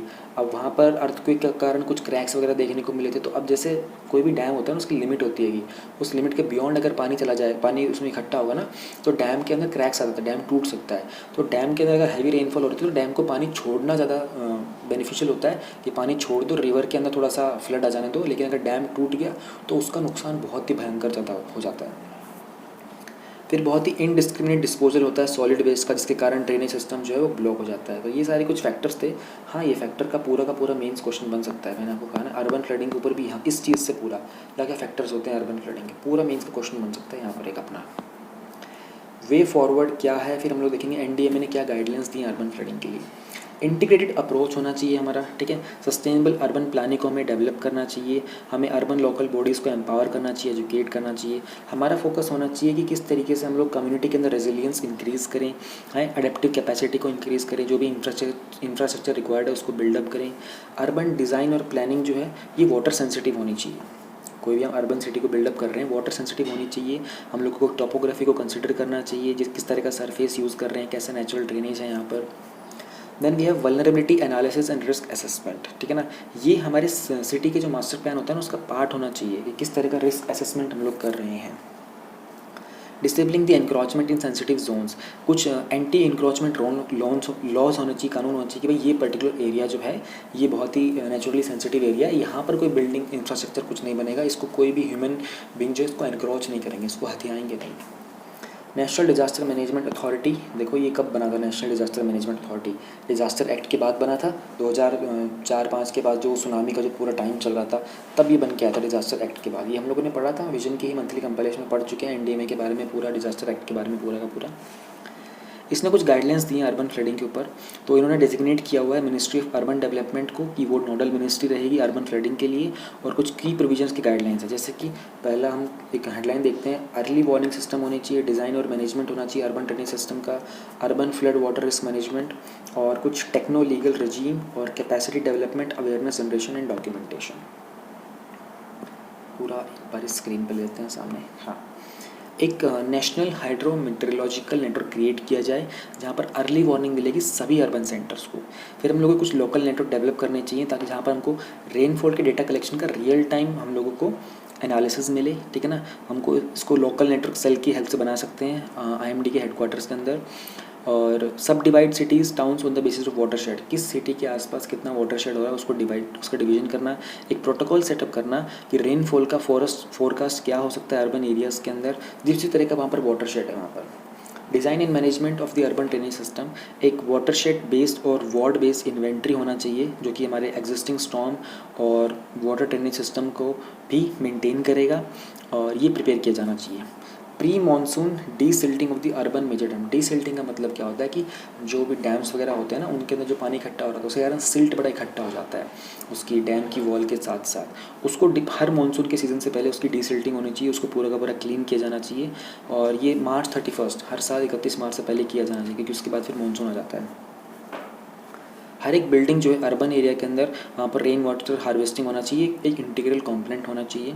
कॉन्सेप्ट जो है रेन गार्डन्स का, इसको और इनकॉर्पोरेट करना चाहिए हमें पब्लिक पार्क्स के अंदर, और इंटीग्रेटेड प्लानिंग होनी चाहिए, इंटरेक्शन होना चाहिए वाटर और सॉलिड वेस्ट मैनेजमेंट के अंदर। Then we have urban flood disaster risk management, जो भी रिस्क मैनेजमेंट है it should be carried out under multi hazard concept, जिसके कारण हम लोग foolproof land use planning करेंगे। रिसर्च का फोकस होना चाहिए थ्री की एरियाज़ के ऊपर, रिस्क आइडेंटिफिकेशन, रिस्क पूलिंग और रिस्क ट्रांसफ़र। जो रिस्क है इसका फोकस होना चाहिए दोनों प्रॉपर्टी और पीपल दोनों के ऊपर। Then we have to identify the potential damages areas, ठीक है। फिर कुछ नेशनल डेटाबेस होना चाहिए मैपिंग का, और कुछ नेशनल अर्बन इंफॉर्मेशन सिस्टम होना चाहिए जहाँ पर हम लोग इंफ्रास्ट्रक्चर की फैसिलिटीज़ को कवर करेंगे, ठीक है। कम्युनिटी लेवल के ऊपर किस तरीके से इंटीग्रेट करना है सोशियो इकोनॉमिक डेटा को एंड एवरीथिंग। टेक्नो लीगल रजीम क्या चीज़ है? स्टॉर्म वाटर का जो ड्रेनेज कंसर्न्स होते हैं ना, ये इकोनॉमिक इम्पैक्ट असेसमेंट के नॉर्म्स का पार्ट बना देना चाहिए। आप लोगों को पता होगा इकोनॉमिक इम्पैक्ट असेसमेंट को हम लोगों ने रिसेंटली ही पढ़ा था, एक ड्राफ्ट लेके आया गया था, उस ड्राफ्ट के अगेंस्ट बहुत लोगों ने प्रोटेस्ट किया था कि गलत किया जा रहा है। ये आपको मालूम होना चाहिए, मैं पढ़ा चुका हूँ ये। Growth of the urban sprawls be made a part of urban flood management. Capacity development, awareness generation, documentation, urban flood की education, institutional community capacity development, enhance role of civil society, awareness होना चाहिए, insurance की बात की जानी चाहिए, public representative का role increase करना चाहिए, मीडिया को भी इसे डिस्कस करना चाहिए। ये सारी की सारी एनडीएमए ने कुछ गाइडलाइंस दी थी। क्या इसके ऊपर मेंस का सवाल बन सकता है एनडीएमए गाइडलाइंस पर? एनडीएमए की गाइडलाइंस के ऊपर मेंस का सवाल एक बार आ चुका है। प्रीलिम्स में भी एनडी के बारे में बहुत कुछ पूछा जाता है, तो पता होना चाहिए आपको सब कुछ। Now we have 5.6 One Sun, One World, One Grid। Ministry of new और रिन्यूएबल एनर्जी ने रिसेंटली एक रिक्वेस्ट इशू की है एक प्रपोजल के लिए कि वो एक लॉन्ग टर्म विजन के अंदर एक प्लान को इम्प्लीमेंट करना चाहते हैं, एक रोड मैप सेटअप करना चाहते हैं, एक इंस्टीट्यूशनल फ्रेमवर्क बनाना चाहते हैं वन सन वन वर्ल्ड और वन ग्रिड प्रोग्राम के लिए। क्या है ये one sun one world one grid programme?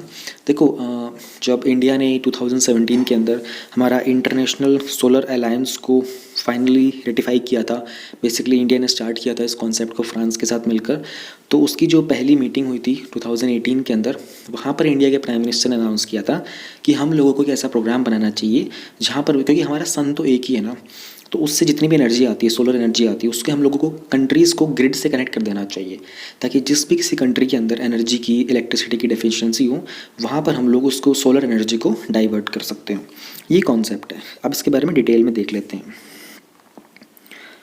जो आइडिया है one sun one world one grid का, ये पहली बार पिच किया गया था इंडिया के प्राइम मिनिस्टर के द्वारा 2018 में, जो पहली जनरल असेंबली हुई थी इंटरनेशनल सोलर अलायंस की। और थ्रू OWSOWOG इनिशिएटिव इंडिया का प्लान है कि एक ग्लोबल इकोसिस्टम बनाते हैं जहाँ पर हम लोग रिन्यूएबल एनर्जी को इंटरकनेक्ट करेंगे। और जो विजन है इसके पीछे है द सन नेवर सेट्स, क्योंकि एक कांस्टेंट होता है किसी न किसी जोग्राफिकल लोकेशन के ऊपर, एक गिवन पॉइंट ऑफ टाइम के ऊपर। इसलिए वो कहना चाह रहे हैं कि सोलर एनर्जी को हम लोग यूटिलाइज़ कर सकते हैं इंटरकनेक्टेड ट्रांसमिशन के थ्रू। मान लो इंडिया के अंदर अगर अंधेरा हो गया, सन छिप गया, तो लेकिन किसी दूसरी कंट्री के अंदर on the other side of the earth, वहाँ पर तो सनलाइट होगी ना, तो वहाँ पर भी अगर सनलाइट होगी तो उससे एनर्जी वहाँ पर हम हार्नेस करते रहेंगे, और उसको अगर इंडिया में ज़रूरत पड़ेगी तो इंडिया में डाइवर्ट कर देंगे, या फिर किसी दूसरी कंट्री के अंदर ज़रूरत पड़ेगी वहाँ पर डाइवर्ट कर देंगे ग्रिड की हेल्प से। ये प्लान था इंडिया का। जो इंटरकनेक्टेड ग्रिड है, इसको एनविजन किया गया कि इंडिया इसके फलक्रम पे होगा। फलक्रम यहाँ पे समझना बड़ा इंपॉर्टेंट होगा आपके लिए। देखो, आप लोगों ने एक लीवर सिस्टम पढ़ा होगा कभी, आपने वो गेम खेला होगा ना, सी सो वाला। इधर पर एक इंसान बैठता है ए और इधर पर एक इंसान बैठता है बी, तो जिसका वेट ज़्यादा होता है उस तरफ को फल, ये जो लीवर है झुक जाता है। मान लो बी का वेट ज़्यादा है तो यहाँ पर बी आ जाएगा, यहाँ पर ए आ जाएगा। लेकिन ए जो है ना वो सेंटर पे रहता है, सॉरी, जो हमारा फलक्रम होता है ना, ये सेंटर पे रहता है। तो इंडिया यहाँ पर पोजीशन करना चाहता है खुद को, जहाँ पर रिक्वायरमेंट होगी, जिससे रिक्वायरमेंट होगी, इंडिया उस तरफ को इसको झुकने में हेल्प कर देगा। तो इंडिया यहाँ पे फलक्रम की तरह एनविजन कर रहा है खुद को। जैसे फार ईस्ट की साइड अगर हम बात करते हैं तो म्यांमार है, Vietnam, Thailand, Laos, Cambodia etcetera. और वेस्ट की बात करते हैं तो मिडल ईस्ट आ गया, हमारा अफ्रीकन रीजन आ गया, ये कुछ कंट्रीज़ हैं। ये जो इनिशिएटिव है इसको हम लोगों ने लिया है, टेक्निकल असिस्टेंस हम लोगों ने वर्ल्ड बैंक से लिए, और इसको हम लोग 3 फेजेज़ में प्लान करेंगे। फेज़ नंबर 1 है, वो है interconnection of the middle east, south Asia, south east Asia, इसको बोलते हैं मैसा सी। इंडियन ग्रिड इंटरकनेक्शन होगा मैसा सी के साथ, जहाँ पर हम लोग सोलर एनर्जी को शेयर करेंगे, प्लस में बाकी जो अदर रिन्यूएबल एनर्जी के रिसोर्सेज होते हैं उन सबको भी इलेक्ट्रिसिटी नीड्स के लिए, जहाँ भी कहीं पर पीक डिमांड होती है इलेक्ट्रिसिटी की, वहाँ पर शेयर करेंगे।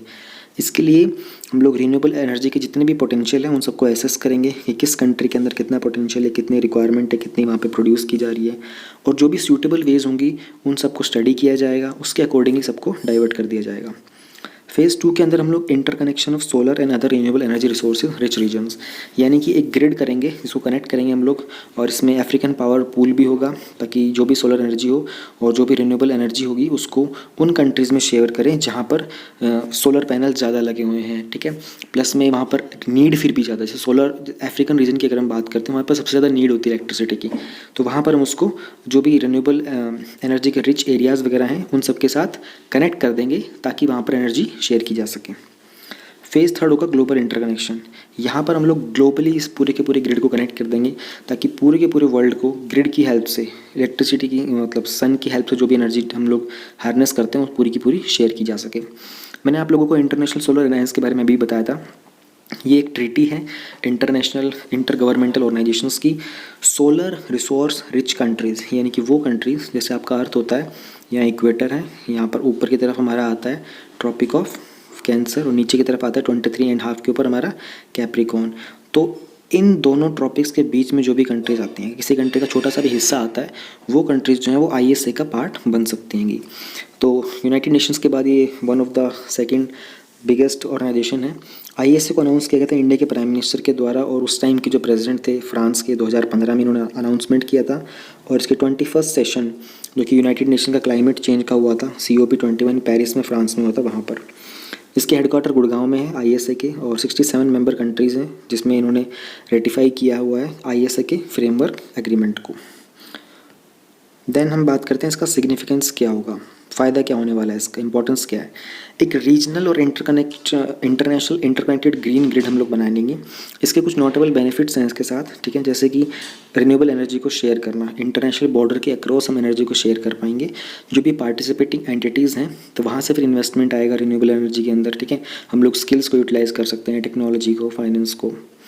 Expanding power systems across border, इसके कारण क्या होगा, जो भी डेवलपर्स होते हैं और कुछ मार्केट के पार्टिसिपेंट्स होते हैं ना, वो जो भी इकोनॉमी का स्केल होता है उस कंट्री का, उसका एडवांटेज ले सकते हैं। वहाँ पर सप्लाई डिमांड के बारे में बात कर सकते हैं, अगर कुछ डिमांड होगी तो सप्लाई कर देंगे, यहाँ पर अगर डिमांड होगी तो वहाँ से सप्लाई ले लेंगे, ठीक है। एंड कुछ कंट्रीज़ हैं वो इसको बेनिफिट ले सकती हैं कंपैरेटिव नेचुरल रिसोर्स एडवांटेजेस से, यानी कि since excess power generated from the renewable resources can be exported to other countries, यानी कि आपकी कंट्री के अंदर अगर आप जनरेट कर रहे हो रिन्यूएबल एनर्जी को और आपके पास एक्सेस एनर्जी होगी तो आप उसको उस ग्रिड की हेल्प से दूसरी कंट्री में ट्रांसफ़र भी कर सकते हो।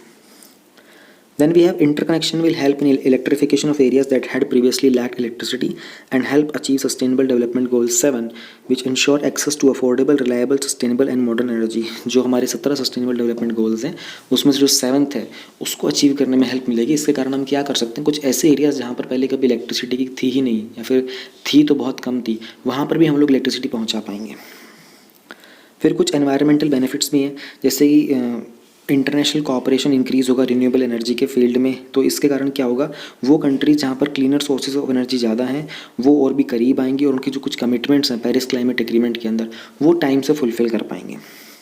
कोऑर्डिनेटेड एफर्ट्स हमको हेल्प करेंगे हमारी सोलर एनर्जी को यूटिलाइज़ करने में कुछ ऐसे रिमोट वेस्टलैंड्स के अंदर जहाँ पर पावर का बहुत हाई पोटेंशियल है, जैसे कि डेजर्ट और हिली एरियाज जो होते हैं यहाँ पर सोलर एनर्जी का पोटेंशियल बहुत हाई होता है।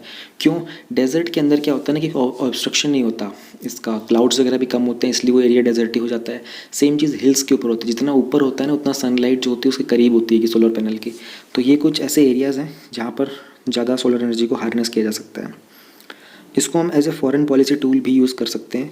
तो इंडिया अपने नेशनल प्रोफाइल को रेज़ कर सकता है इंटरनेशनल रिन्यूएबल एनर्जी गवर्नेंस के अंदर, क्योंकि जो US है उसने विड्रॉ कर लिया था पेरिस क्लाइमेट डील के साथ। तो इंडिया के पास एक अच्छी अपॉर्चुनिटी है कि being one of the biggest countries, India यहाँ पर एक लीडर की तरह निकल के बाहर आ सकता है। Then we have national renewable energy management centres India के अंदर, और इंडिया के पास कुछ प्रोस्पेक्ट्स होंगे रीजनली ग्रो करने के और ग्लोबल लेवल के ऊपर अपने मैनेजमेंट सेंटर्स क्रिएट करने के। फिर इसके साथ साथ हम लोग चाइना का जो ओबोर है इनिशिएटिव है, वन बेल्ट वन रोड, उसको भी कहीं ना कहीं हम लोग काउंटर कर सकते हैं। चाइना कॉन्स्टेंटली अटैम्प्ट कर रहा है कि अपने ओबोर इनिशिएटिव के अंदर जितने ज़्यादा इंफ्रास्ट्रक्चर प्रोजेक्ट्स थे उनको इंक्लूड करने की, जिसमें वो लोग रेलवेज़ बना रहे हैं, पोर्ट्स बना रहे हैं, पावर ग्रिड बना रहे हैं पूरे एशिया, अफ्रीका, यूरोप के अंदर। तो इंडिया कहीं ना कहीं उस चीज़ को भी काउंटर कर सकता है। लेकिन जब हम इतना बड़ा इनिशिएटिव ले रहे हैं तो बहुत सारे चैलेंजेस तो आने ही हैं। तो पहली बात तो एक साइबर अटैक का थ्रेट रहेगा, क्योंकि ICT होगा, इन्फॉर्मेशन कम्युनिकेशन टेक्नोलॉजी का यूज़ करेंगे जो भी कनेक्टेड ग्रिड्स का मैनेजमेंट के लिए, डिस्ट्रीब्यूशन के लिए, तो कहीं ना कहीं साइबर अटैक का उसमें खतरा रहता ही है। अनप्रेडिक्टेबल सप्लाई हो सकती है, तो इसमें क्या होगी, due to intermediate generation, daily and seasonal variability of renewable energy, किस एरिया के अंदर कितनी प्रोड्यूस करनी है, किस एरिया में कितनी डिमांड हो सकती है, इसके कारण बहुत सारी अनप्रेडिक्टेबल सप्लाई हो सकती है कि कब उसकी एनर्जी को स्टोर करना बंद कर देना है, कब उसको स्टोर करते रहना है। तो यहाँ पर बहुत बड़ा लेवल का मैनेजमेंट चाहिए होगा, तो एक चैलेंज है बहुत बड़ा है अपने आप में। टेक्नोलॉजिकल चैलेंज भी आ सकते हैं, जैसे कि कुछ associated with interdependent and long distance power transmission projects such as energy loss, incompatible transmission network, increased risk of blackouts, spillover, etc.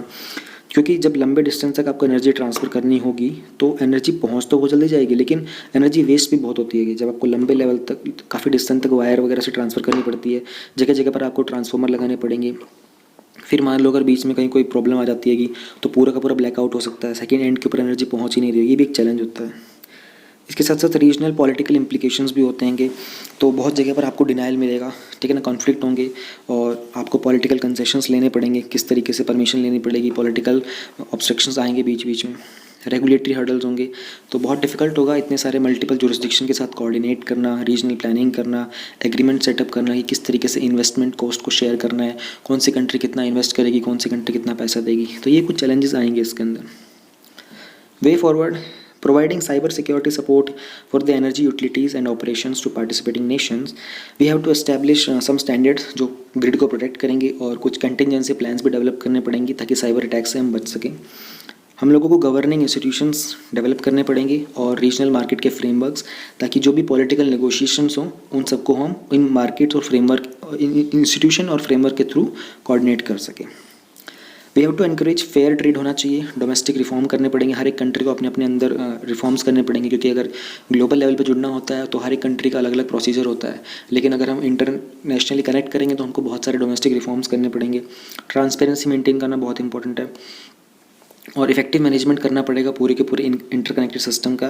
और इसके लिए हम लोगों को कुछ स्टैंडर्ड्स सेटअप करने पड़ेंगे, डिजिटाइज्ड क्रॉस बॉर्डर प्राइसिंग के और कुछ ट्रेडिंग एक्सचेंजेस के स्टैंडर्ड सेट करने पड़ेंगे। तो ये कुछ चैलेंजेस हैं और इनको उन्हीं से निपटने के लिए आगे कुछ वे फॉरवर्ड बता रखेंगे। तो ये आई थिंक प्रीलिम्स स्पेसिफिक ज़्यादा बड़ा टॉपिक है, इसमें मेन स्पेसिफिक आपको इतना कुछ खास मिलेगा नहीं। प्रीलिम्स के रिगार्डिंग आपको इसके बारे में आइडिया पूरा होना चाहिए, what is OSOWOG। In 5.7 we have extended producer responsibility. Recently government ने एक ड्राफ्ट रिलीज़ किया था, एक यूनिफॉर्म फ्रेमवर्क बनाएंगे जो भी एक्सटेंडेड प्रोड्यूसर्स रिस्पॉन्सिबिलिटी की, और ये किसके अंडर आएगा, ये आएगा PWMR 2016 which is plastic waste management rules 2016 के अंडर। तो क्या है ये draft extended producer responsibility framework करके? EPR एक स्ट्रैटेजी है जिसको हम लोग यूज़ करना चाहते हैं, किस तरीके से हम लोग रिसाइकल, रीयूज़ और डिस्पोजल करें वेस्ट का, ठीक है ना। इस बात को हमें प्रमोट करना है। कैसे प्रमोट करेंगे, हम लोग कुछ रिस्पॉन्सिबिलिटी देंगे किस तरीके से वेस्ट को डिस्पोज करना है और उसके मैन्युफैक्चरर और प्रोड्यूसर्स को। तो EPR का जो फ्रेमवर्क है ये अंडर PWMR 2016 है और इसके 3 मॉडल्स हैं। पहला है प्लास्टिक क्रेडिट मॉडल, दूसरा है प्रोड्यूसर रिस्पॉन्सिबिलिटी ऑर्गेनाइजेशन और तीसरा है फ्री बेस्ड मैकेनिज्म। इन 3 मॉडल्स के बारे में हम लोग देख लेते हैं एक बार क्या है। तो पहले मॉडल के अंदर जो प्लास्टिक क्रेडिट मॉडल है, इसमें the producer is not required to recycle their own packaging but to ensure that an equivalent amount of packaging waste has been recovered and recycled to meet their obligation. किसी भी producer के लिए compulsory नहीं है कि वो अपने ही packaging को रिसाइकिल करे, लेकिन वो ये ज़रूर इंश्योर करे कि जितना उसने पैकेजिंग का मटेरियल यूज़ किया है उतना ही पैकेजिंग का वेस्ट उसने कहीं से रिकवर किया है और उसको फिर रिसाइकिल किया है। तो ये कंपलसरी नहीं कि अपना ही करना है, उतने अमाउंट के अंदर उसे कहीं से भी कलेक्ट करके वो करना पड़ेगा। Producers and processors, exporters may exchange plastic credits for a financial transaction at a price and other terms as negotiated between them. Plastic credits क्या होते हैं ना, जैसे कार्बन के क्रेडिट्स होते हैं ना, एक कंट्री कितना कार्बन एमिशन कर रही है और अगर वो ज़्यादा करती है तो उसको कुछ फ़ाइन पे करना पड़ेगा, अगर वो कम करती है तो उसके पास एडिशनल कार्बन क्रेडिट्स हो सकती है, वो किसी दूसरी कंट्री को बेच सकती है और उनसे कुछ पैसे वैसे का लेन देन कर सकती है। सेम चीज़ प्लास्टिक के ऊपर भी होती है, आप कितना प्लास्टिक वेस्ट कर रहे हो उसके ऊपर कुछ प्लास्टिक के क्रेडिट्स बनते हैं। तो इसके जो कुछ नेगोशिएशंस हैं वो किए जा सकते हैं, ठीक है। एक फाइनेंशियल ट्रांजैक्शन के लिए ये प्रोड्यूसर्स को, प्रोसेसर, एक्सपोर्टर्स को अलाउ किया गया है कि वो अपने प्लास्टिक क्रेडिट्स को एक्सचेंज कर सकते हैं। सेकंड मॉडल है हमारा प्रोड्यूसर रिस्पॉन्सिबिलिटी ऑर्गेनाइजेशन, PROs। इस ऑर्गेनाइजेशन के अंदर जो भी वेस्ट होता है ना प्रोड्यूसर्स के बिहाफ के ऊपर, उसको मैनेज करना होगा। जो म्यूनसिपल बॉडीज़ होंगी वो रजिस्टर करेंगी PRO के अंदर एज वेस्ट कलेक्टर, और एक नेशनल PRO एडवाइजरी कमेटी बनेगी जो कि प्लास्टिक वेस्ट मैनेजमेंट को गवर्न करेगी पूरी की पूरी कंट्री के अंदर। Third model is fee based model. Fee मतलब जो कि fee based mechanism. Under this, the producer will contribute to the EPR corpus fund at the central level, each producer contributing based on generation of plastic wastes vis-a-vis efforts required. ये vis-a-vis word का मतलब आपको पता होना चाहिए, इसका English में मतलब होता है इन रिलेशन टू। तो वहाँ पर ये कहना चाह रहे हैं कि जो फी बेस्ड मैकेनिज्म है इसमें जो प्रोड्यूसर्स हैं वो EPR का जो कॉर्पस फंड होता है ना, जो ओवरऑल फंड होता है सेंट्रल लेवल के ऊपर, उसमें कुछ कंट्रीब्यूशन देंगे और वो इस बात पर बेस्ड होगा कि कितना प्लास्टिक वो वेस्ट कर रहे हैं, जो प्लास्टिक वेस्ट है कितना वो जनरेट कर रहे हैं और इन रिलेशन टू कितने उसमें एफर्ट रिक्वायर्ड है, तो उसके रिगार्डिंग वो अपना कुछ फंड के अंदर डिपोजिशन करेंगे। This may be an escrow amount managed by the special purpose vehicles where private and other stakeholders can become members। तो एक ऐसा अकाउंट मैनेज किया जाएगा, इसको स्पेशल पर्पस व्हीकल करते हैं। स्पेशल पर्पस व्हीकल बेसिकली अगर किसी फंड वगैरह को मैनेज करना पड़ता है, जैसे क्रेडिट गारंटी वगैरह के लिए जनरली गवर्नमेंट क्या करती है, आरबीआई को रख लेती है as a special purpose vehicle, या फिर एसबीआई को रख लेगी स्पेशल पर्पस व्हीकल। इस तरीके से इसको मैनेज करेंगे स्पेशल पर्पस व्हीकल, जहाँ जो प्राइवेट और जो बाकी स्टेक होल्डर्स हैं वो भी उसके मेंबर्स बन सकते हैं। तो ऐसा कोई प्रॉब्लम नहीं आएगा कि सिर्फ गवर्नमेंट ही बनेगी इसके मेंबर। इसमें कुछ प्रोविजंस हैं कि किस तरीके से पेनल्टीज़ इम्पोज करनी हैंगी प्रोड्यूसर्स के ऊपर अगर वो अपनी टारगेटेड कलेक्शन को नहीं कर पाते हैं तो। और ये जो मनी होगा ये इसको फिर हम लोग यूज़ करेंगे प्लास्टिक वेस्ट मैनेजमेंट का इंफ्रास्ट्रक्चर क्रिएट करने के लिए। It recommends a graded approach for achieving the targets, starting with 30% in the first year and moving up 90% in the 5 years। तो कुछ टारगेट सेट किए गए हैं लेकिन एक इंक्रीमेंटल फॉर्म में ग्रेडेड है, जैसे कि पहले ईयर का टारगेट है कि आपको 30% तक करना है और उसके बाद 5 साल तक का टारगेट है कि आपको 90% तक पहुंच जाना है। Includes provisions for the information education and communication, IEC।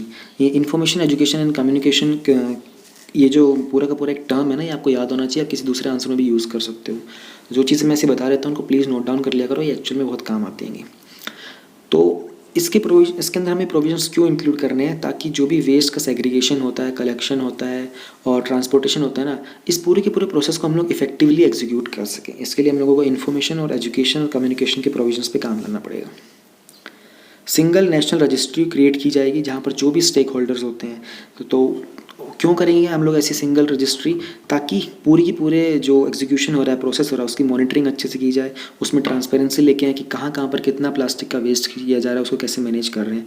उसके लिए एक रजिस्ट्री होना बहुत इंपॉर्टेंट हो गया है। The monitoring of the entire mechanism of the EPR will be the responsibility of CPCB, central pollution control board. इसकी पूरी की पूरी जिम्मेदारी होगी पूरा का पूरा जो EPR का मैकेनिज्म होगा इसको मॉनिटर करना। EPR के कुछ बेनिफिट्स हैं और कुछ कंसर्न्स हैं, दोनों ही देख लेते हैं। तो पहले हम लोग बेनिफिट देख लेते हैं। इसकी एक क्लोज्ड लूप अप्रोच है EPR की, ताकि इसके कारण जो वेस्ट जनरेट होता है उसको हम यूज़ करते हैं कोई दूसरा प्रोडक्ट प्रोड्यूस करने के लिए, तो इसको बोलते हैं क्लोज्ड लूप अप्रोच। यानी कि एक लूप है, लूप का मतलब होता है कि गांठ को बोलते हैं लूप। तो ये लूप है, क्लोज्ड है। यहाँ से कोई चीज़ अगर वेस्ट हो गई है तो इसको आगे फर्दर इसी में लूप के अंदर फिट कर देगा ताकि दूसरा प्रोडक्ट बन जाए इससे और वो यूज़ में आ जाए। This significantly leads to lower cost of production for the new products. इसके कारण जो नया प्रोडक्ट होता है ना, उसके प्रोडक्शन में थोड़ा सा जो प्रोडक्शन की कॉस्ट होती है वो कम लगती है, तो आपका कुछ ना कुछ फाइनेंशियल बेनिफिट होता है। Also, it helps to reduce the hazardous environmental impact of the waste generated. A 2017 report by CPCB pegs the amount of plastic waste generated at India at 25,940 tons per day. तो जब हम इस तरीके से एक loop based approach को use करेंगे, एक प्रोडक्ट के लिए जो भी वेस्ट होता है उसको दूसरे प्रोडक्ट के अंदर यूज़ कर लेंगे, उससे क्या होगा कि कुछ ना कुछ एनवायरनमेंट को भी प्रोटेक्शन मिलेगी, कंजर्वेशन मिलेगा। क्योंकि हम जितना वेस्ट जनरेट करते हैं ना, एक रिपोर्ट आई थी CPCB की 2017 में, उसके मुताबिक हम लोग इंडिया में daily 25,940 ton waste daily generate करते हैं। Since EPR has shifted the burden of waste disposal to these products manufacture, it has driven the adoption of innovative production techniques. तो ये एक इनोवेटिव प्रोडक्शन टेक्निक है, क्योंकि उन्होंने जो वेस्ट को डिस्पोज करने का जो बर्डन था, पहले क्या होता था कि वेस्ट जनरेट हो गया, अब इसको डिस्पोज करना एक बड़ी भारी प्रॉब्लम है, तो उसके लिए लैंडफिल्स क्रिएट किए जाते रहे। अब लैंडफिल्स को सेटल होने में बहुत समय लग जाता है, फिल करने में, उसके कारण आसपास का एनवायरनमेंट बहुत गंदा हो जाता है, तो वो एक बर्डन था। अब उसको उन्होंने रिप्लेस किससे कर दिया है कि इस वेस्ट को यूज़ करो, दूसरा का दूसरा कोई प्रोडक्ट मैन्युफैक्चर कर लो, तो थोड़ा सा बर्डन जो हमारे पर कम हो गया। EPR की जो पॉलिसीज़ हैं बहुत ही इंस्ट्रूमेंटल हैं, 3 चीज़ें में, 3R प्रिंसिपल में, जो रिड्यूस, रीयूज़, रिसाइकल होता है ना, इसलिए एक सर्कुलर इकोनॉमी को मेंटेन करते हैं और जो प्रोडक्ट होता है उसका लाइफ साइकिल को एक्सटेंड कर दिया जाता है। अब कुछ कंसर्न्स देख लेते हैं EPR के फ्रेमवर्क को ध्यान में रखते हुए। करंट जो फ्रेमवर्क है EPR का, इसने कुछ हाई रेगुलेटरी कॉस्ट और फाइन सेटअप कर दिए उन कंपनीज़ के ऊपर जो इन गाइडलाइंस को एडहियर नहीं करते, यानी कि जो इन गाइडलाइंस को फॉलो नहीं करते हैं। तो ये एक प्रॉब्लम है इसकी EPR की। फिर there is a lack of formalised reverse logistic system, hence setting up collection network could be extremely complex and expensive. एक फॉर्मलाइज्ड रिवर्स लॉजिस्टिक सिस्टम की कमी है हमारे पास, तो हमको उसके कारण जो कलेक्शन का नेटवर्क होगा, कहाँ से कलेक्ट करना है, वो ये भी बना नहीं पा रहे हैं ढंग से, इसको ढंग से सेटअप नहीं कर पा रहे हैं, क्योंकि ये बहुत ही कॉम्प्लेक्स है और बहुत ही एक्सपेंसिव पड़ेगा।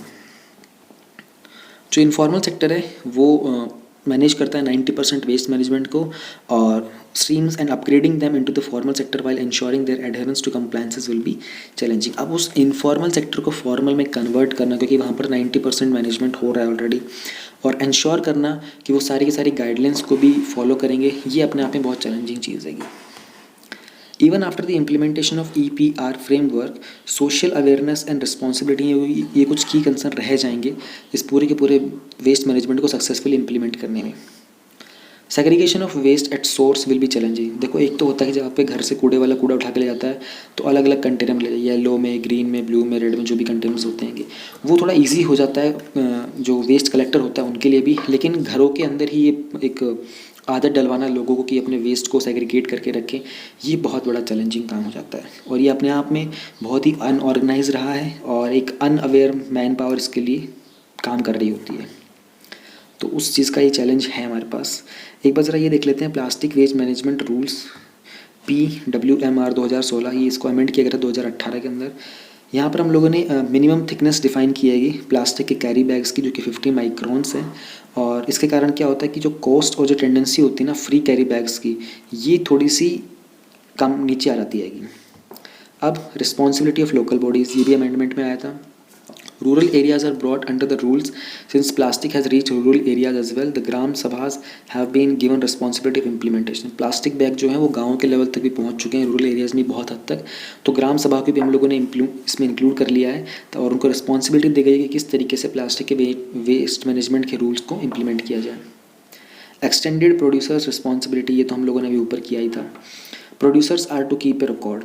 प्रोड्यूसर्स जो होते हैं जो कि प्लास्टिक के वेस्ट को प्रोड्यूस कर रहे होते हैं, अपने वेंडर्स का उनको रिकॉर्ड करना पड़ेगा, उन्होंने किसको कितना सप्लाई किया है रॉ मटेरियल मैन्युफैक्चरिंग के लिए, ताकि जो मैन्युफैक्चरिंग होती है इन प्रोडक्ट्स की अनऑर्गेनाइज सेक्टर्स के अंदर, उसके ऊपर एक निगरानी रखी जाए, उसका सर्विलेंस किया जाए, उसकी मॉनिटरिंग की जाए।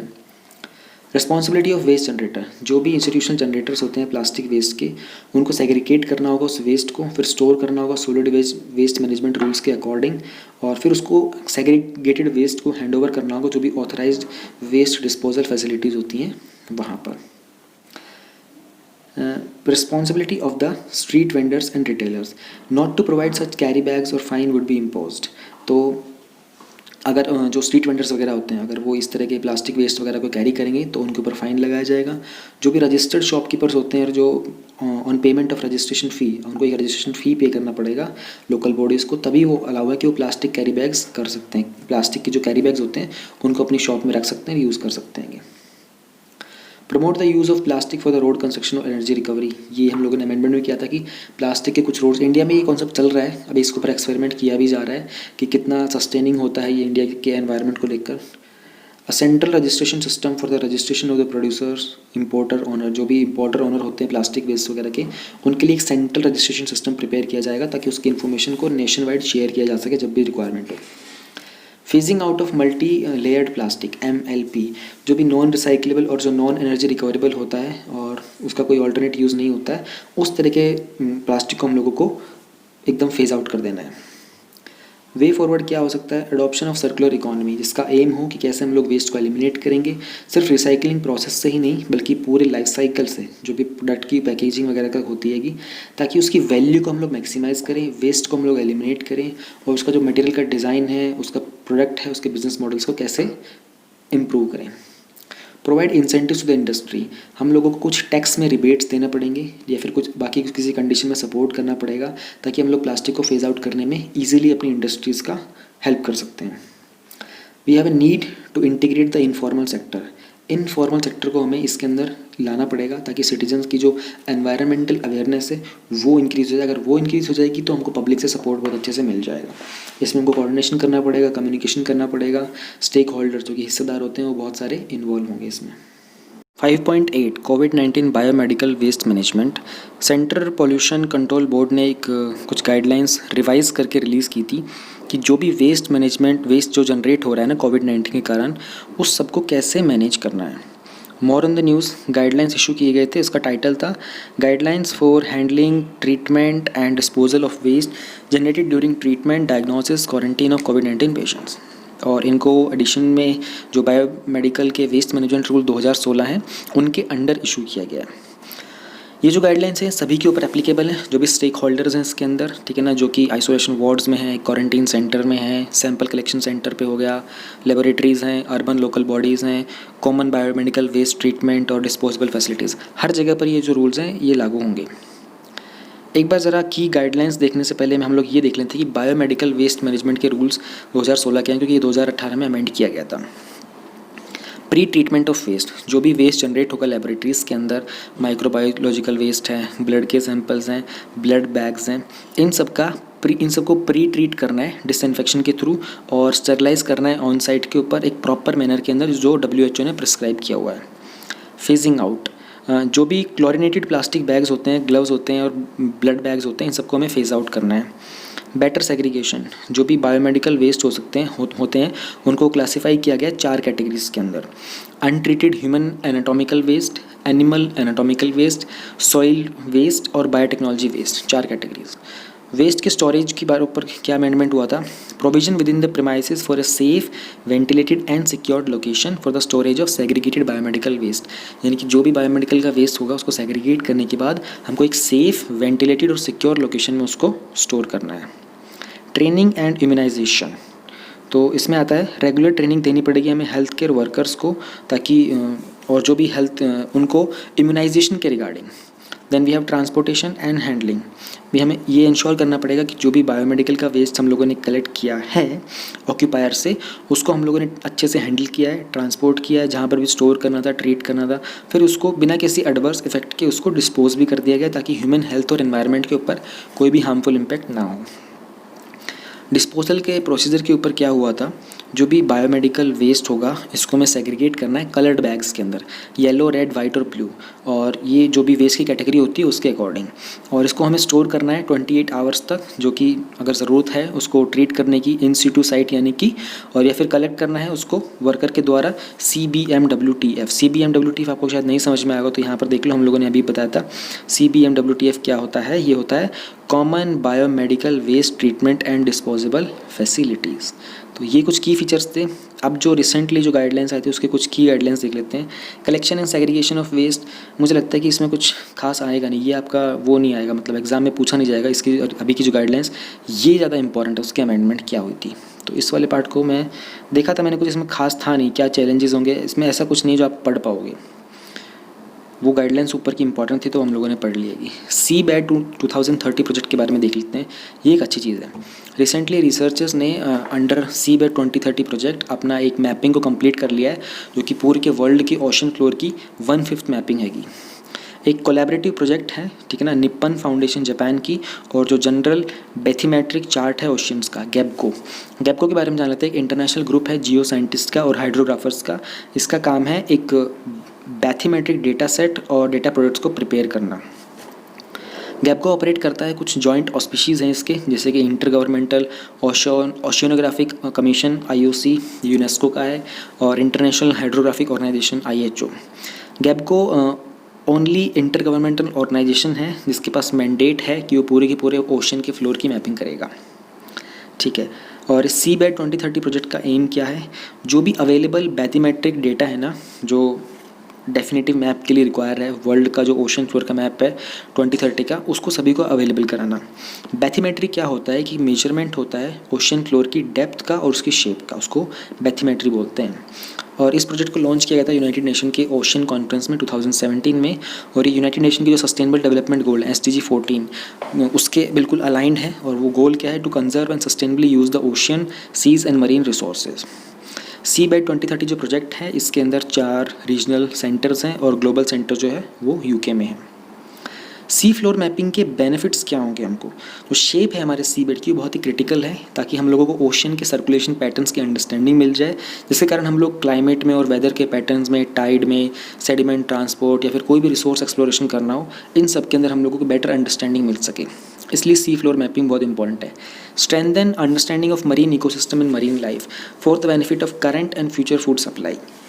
अगर हम लोग मैपिंग करेंगे तो हमको अंदर का मरीन इकोसिस्टम पता चल जाएगा, जिसके कारण हम लोग फ्यूचर के अंदर फूड सप्लाई के ऊपर काम कर सकते हैं।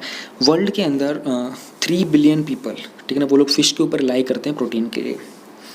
अंडरस्टैंडिंग द क्लाइमेट चेंज, जो फ्लोर के फीचर्स होंगे जिसमें कैनियंस होंगे, अंडर वाटर वोल्केनोज हैं, किस तरीके से ओशन वाटर की वर्टिकल मिक्सिंग होती है, ओशन करंट कैसे काम करते हैं, सी लेवल कैसे राइज होता है, इन सब की हमको एक बेहतर अंडरस्टैंडिंग मिलेगी, तो हमको क्लाइमेट चेंज के बारे में बहुत कुछ पता चलेगा। डिजास्टर मैनेजमेंट के ऊपर बात करें तो by understanding tsunami wave propagation, earthquake और अंडर वाटर जो भी जियो हजार्ड्स होते हैं, उन सबको हमें डिजास्टर मैनेजमेंट को हैंडल करने में बहुत हेल्प मिली। अगर हमको ये सब चीज़ें पता चल गई कि कैसे सुनामी का वेव प्रोपगेट करता है, अर्थक्वेक कैसे बनता है नीचे। प्रीवियसली जो मैप्ड सी फ्लोर है उसने हेल्प किया था जापान को, उन्होंने अपनी सारी की सारी फोर्सेस से रिकन्स्ट्रक्ट कर लिया था अपने आप को, जो 2011 का टोहोकू अर्थक्वेक आया था। राउटिंग ऑफ सबमरीन केबल्स, जो भी लैंड बेस्ड स्टेशंस हैं जहाँ पर हम लोग टेलीकम्युनिकेशन क्रिएट करते हैं और सिग्नल्स होते हैं, वो सारे ओशन के एक स्ट्रेच से दूसरे स्ट्रेच की तरफ पहुँचाना होगा। जहाँ पर हम लोगों को बहुत ज़्यादा हाई नॉलेज चाहिए बैथीमेट्री की, ओशन की डेप्थ और शेप की, उसमें हेल्प मिलेगी। स्पेशल जो सबमरीन केबल्स हम लोगों को बिछानी होती हैं, केबल्स के थ्रू कनेक्शन सेटअप करना पड़ता है, वो हम लोगों को इस सी बेड प्रोजेक्ट के बाद और ईजी हो जाएगा समझना। Then we need to empower the world to make policy decisions, use the ocean sustainability and undertake scientific research based on the detailed bathymetric information। इस पूरे प्रोजेक्ट के बाद हमको जो भी इन्फॉर्मेशन मिलेगी उसके अकॉर्डिंग हम लोग मरीन पॉलिसी बना सकते हैं फ्यूचर के अंदर, सभी कंट्रीज़ अपनी अपनी, और इसको ध्यान में रखते हुए कि कहाँ पर हम लोगों को एक्सप्लोरेशन करना है, सी बेड के अंदर एक्सप्लोरेशन करना है, कहाँ पर हम फिशिंग अच्छे से कर सकते हैं, कहाँ पर डिजास्टर का खतरा ज़्यादा होता है, ये सारे के सारे कुछ बेनिफिट्स हैं। 5.10 एनवायरनमेंट सेक्शन का लास्ट टॉपिक है हमारा, इंडियाज़ फर्स्ट लाइकेन पार्क। देखो इसका प्रोनाउंसिएशन के ऊपर एक बात का ध्यान रखना, यूनाइटेड स्टेट्स के अंदर, यूएसए के अंदर इसको लाइचन बोलते हैं, लिचन बोलते हैं, और यूके में जो ब्रिटिश इंग्लिश होती है उसमें इसको लाइकेन बोलते हैं, और इंडिया में हम लोग ब्रिटिश इंग्लिश को फॉलो करते हैं तो हम इसको लाइकेन ही बोलेंगे। उत्तराखंड के फॉरेस्ट डिपार्टमेंट ने रिसेंटली एक पहला लाइकेन पार्क डेवलप किया है, मुंशियारी पार्क, मुंशियारी के अंदर उत्तराखंड में।